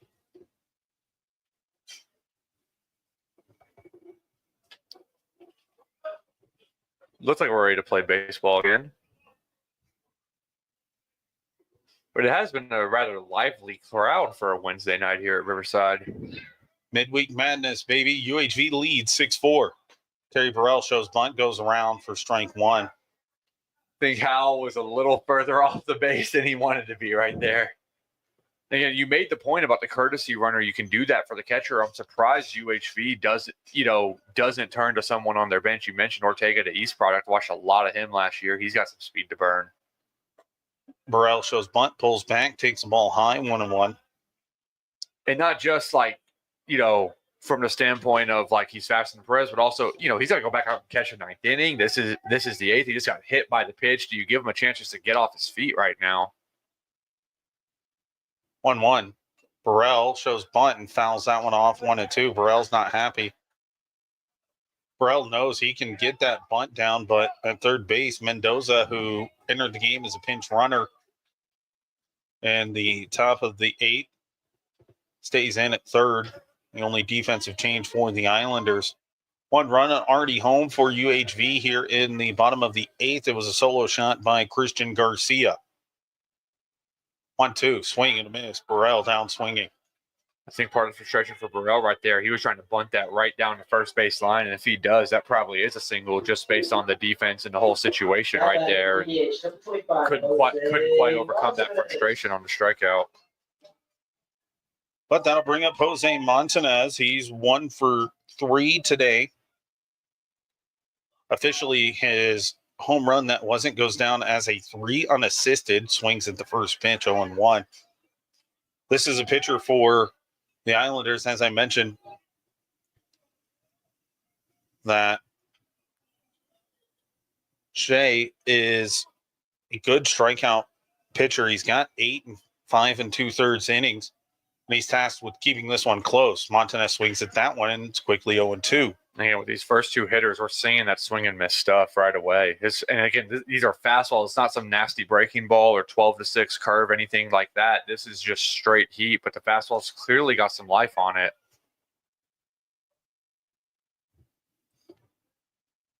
0-2, swing and a miss. Montanez goes down swinging, back-to-back strikeouts. Again, 3 straight fastballs of Montanez right there. And I also want to make the point, this kid's got something to him. Corpus Christi, Texas is a baseball hotbed. A lot of talented high schools, a lot of really good high schools in that area. They got this kid from Idaho.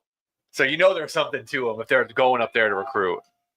Throw back over to hold Hal Perez.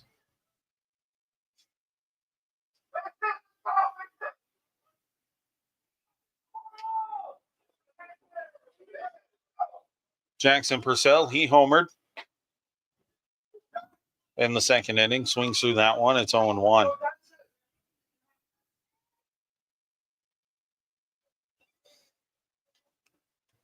One for 4 today for Purcell.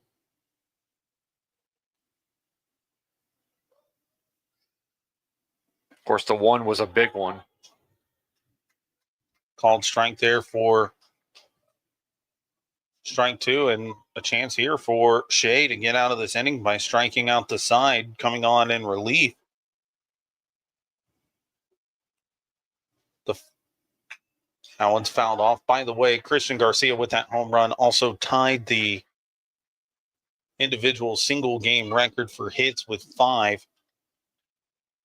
And barring something crazy, he's not going to get a chance to break it.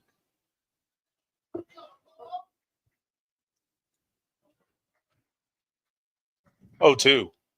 That one's in the dirt, breaking ball. There's think- 1-2. I think as long as the score stays where it is, Garcia's going to be A-okay, not getting the chance to break that record. He's going to hope that the Jaguars can close it out in the top of the ninth.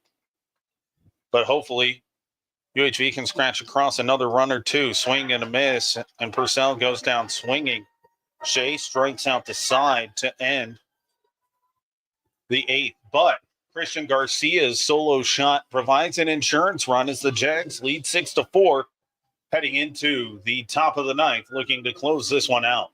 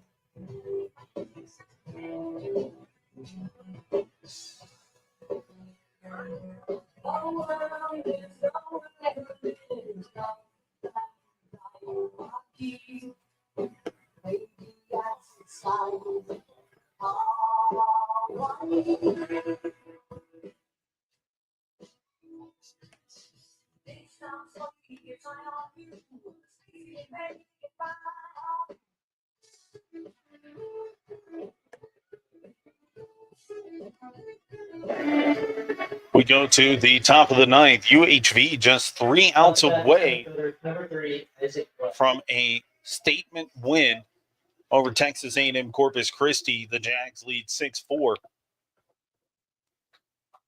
As the batter will be Will Stark. Or, pardon me, no. That'll be Isaac Webb. Isaac Webb, correct. I got mixed up. It looked like a 2. It's a 3 on the back of his jersey. Baker out there. First pitch called strike. With what Isaac Webb has done at the plate today, I think they'd like to see Will Stark up there. No, nothing about Will Stark, but he hasn't hit a ball as far as Isaac Webb has today. 0-1, called strike 2. That's what Baker needed to start off this inning. Attack the zone, get a couple of strikes. That insurance run in the bottom of the eighth was huge for him.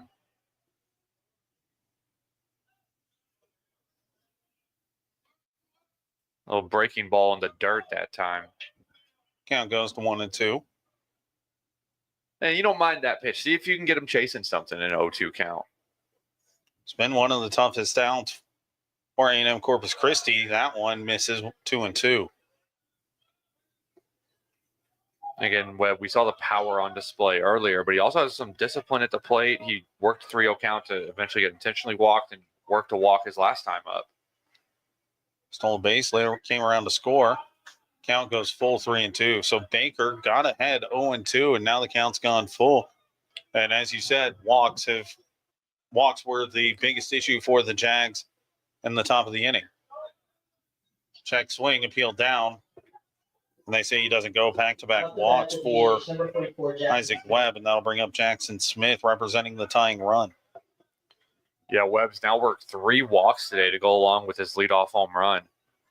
Again, this is how the last inning started. Can Baker settle down right now and just focus on this hitter and get the out? Again, that insurance run was huge because Webb's run at this point is not all that important. The run that matters is the one in the batter's box. Swing and a miss there by Smith on the first pitch from Baker last inning. It was a pop out for Smith. The first out of the inning, that was against Morales. That one runs inside. Ball 1, just missed Smith. Yes, that swing from Smith on the first pitch showed us anything. It's that he has some bad intentions up there at the plate. He's trying to tie this ball game. Big swing that first time up. 1-1. That one misses outside.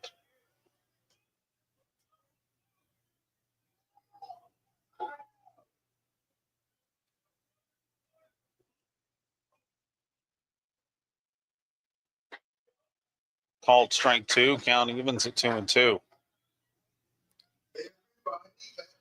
And again, we're seeing Smith. He's not really wanting to attack the pitches at the bottom of the zone. He's trying to get something elevated right now. He's got one thing on his mind.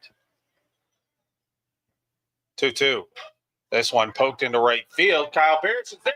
He's going to have a chance to double up the runner. No. So it's just going to be a pop out, but what a play by Parrish for the first down. And that's a big first down for UHV. Yeah, heads up play by Barish there. You got a really good beat on that ball, and you can see the fans wanting the pop out double play, but I do think Garcia was just pulled off the bag by the throw. Barish kind of had to make that throw while leaping in the air that time to get the runner. Stavanoa's pleading his case to the first base umpire, but it did from here look like Garcia was pulled off the bag just a little bit. Just wanted the explanation. He got the explanation, liked it, and he'll go back to the dugout as Kate Sanchez up. Man, that was a scary looper for UHV right there. It looked like it was going to land right in between the right fielder and the second baseman, but Barish, a really good job getting over to it. First pitch misses 1-0 to Kate Sanchez. Had an RBI single his last time up during that 3-run 8th inning for the Islanders. He'd love to do it again. He pops this one up on the pin foul ground. Hal Perez has it for out number 2. A&M-Corpus Christi down to its final out. Welcome back to first base. And looking for 3 left and right.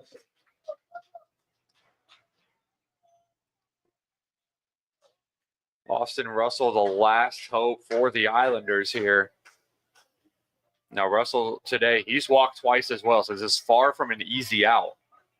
And it's been the theme with A&M Corpus last couple innings. They're just working counts. That's a ground ball up the middle and into center field. Going first to third is going to be Webb.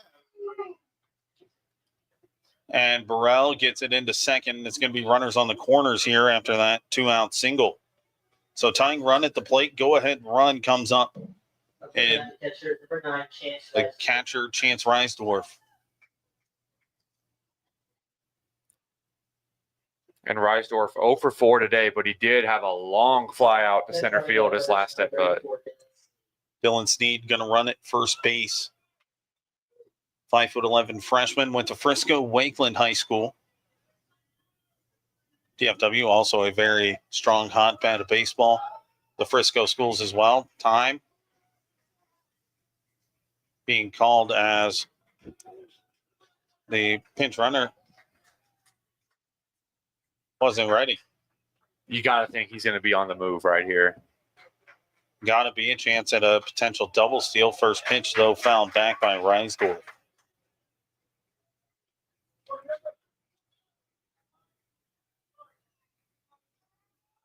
Reisdorf, as you mentioned, 0 for 4 today. Lifts this one high into left field, giving chase. Sean Michael Gonzalez has it. UHV has done it. UHV has taken down Division I Texas A&M-Corpus Christi for the first time since 2017. Jags win 6-4. How about it from UHV? The first time since 2017, a Division I win for the Jaguars. And we alluded to it on the broadcast today. Nothing about this game was fluky for UHV. They out-hit A&M-Corpus Christi 11-5. And like I said earlier, this wasn't some perfect performance or some fluky game where all the right things came together for the Jaguars. They left some meat on the bone today. They left the bases loaded in the 4th and the 6th. They left a lot of runners on. I think 12 runners on today. But you saw UHV pull through a great start from Mason Longoria, the local kid from St. Joseph. Jacob Baker doing just enough to get the 4-out save. And UHV, the number 11 team in NAIA, continues making waves. Once again, a big performance. It was UHV led 5-4 heading into the bottom of the 8th, and it looked kind of shaky there for a second. But then Christian Garcia, Mr. Professional, has probably biggest swing of his life. A solo shot and insurance run that stood as the difference for UHV as they win 6-4 against Texas A&M-Corpus Christi. UHV's first Division I win since 2023 when they knocked off Prairie View A&M in Game 2 of that doubleheader. And my goodness, what a game, what a game. That'll do it for us. The Jags improve to 16-2 overall, while the Islanders fall to 3-6. And it's a statement win for UHV. Make sure to join us here on the UHV Athletics YouTube channel as the Jags host Xavier in a Red River Athletic Conference Series Friday and Saturday, first pitch Friday at 6:30. Thank you for tuning in and watching UHV baseball.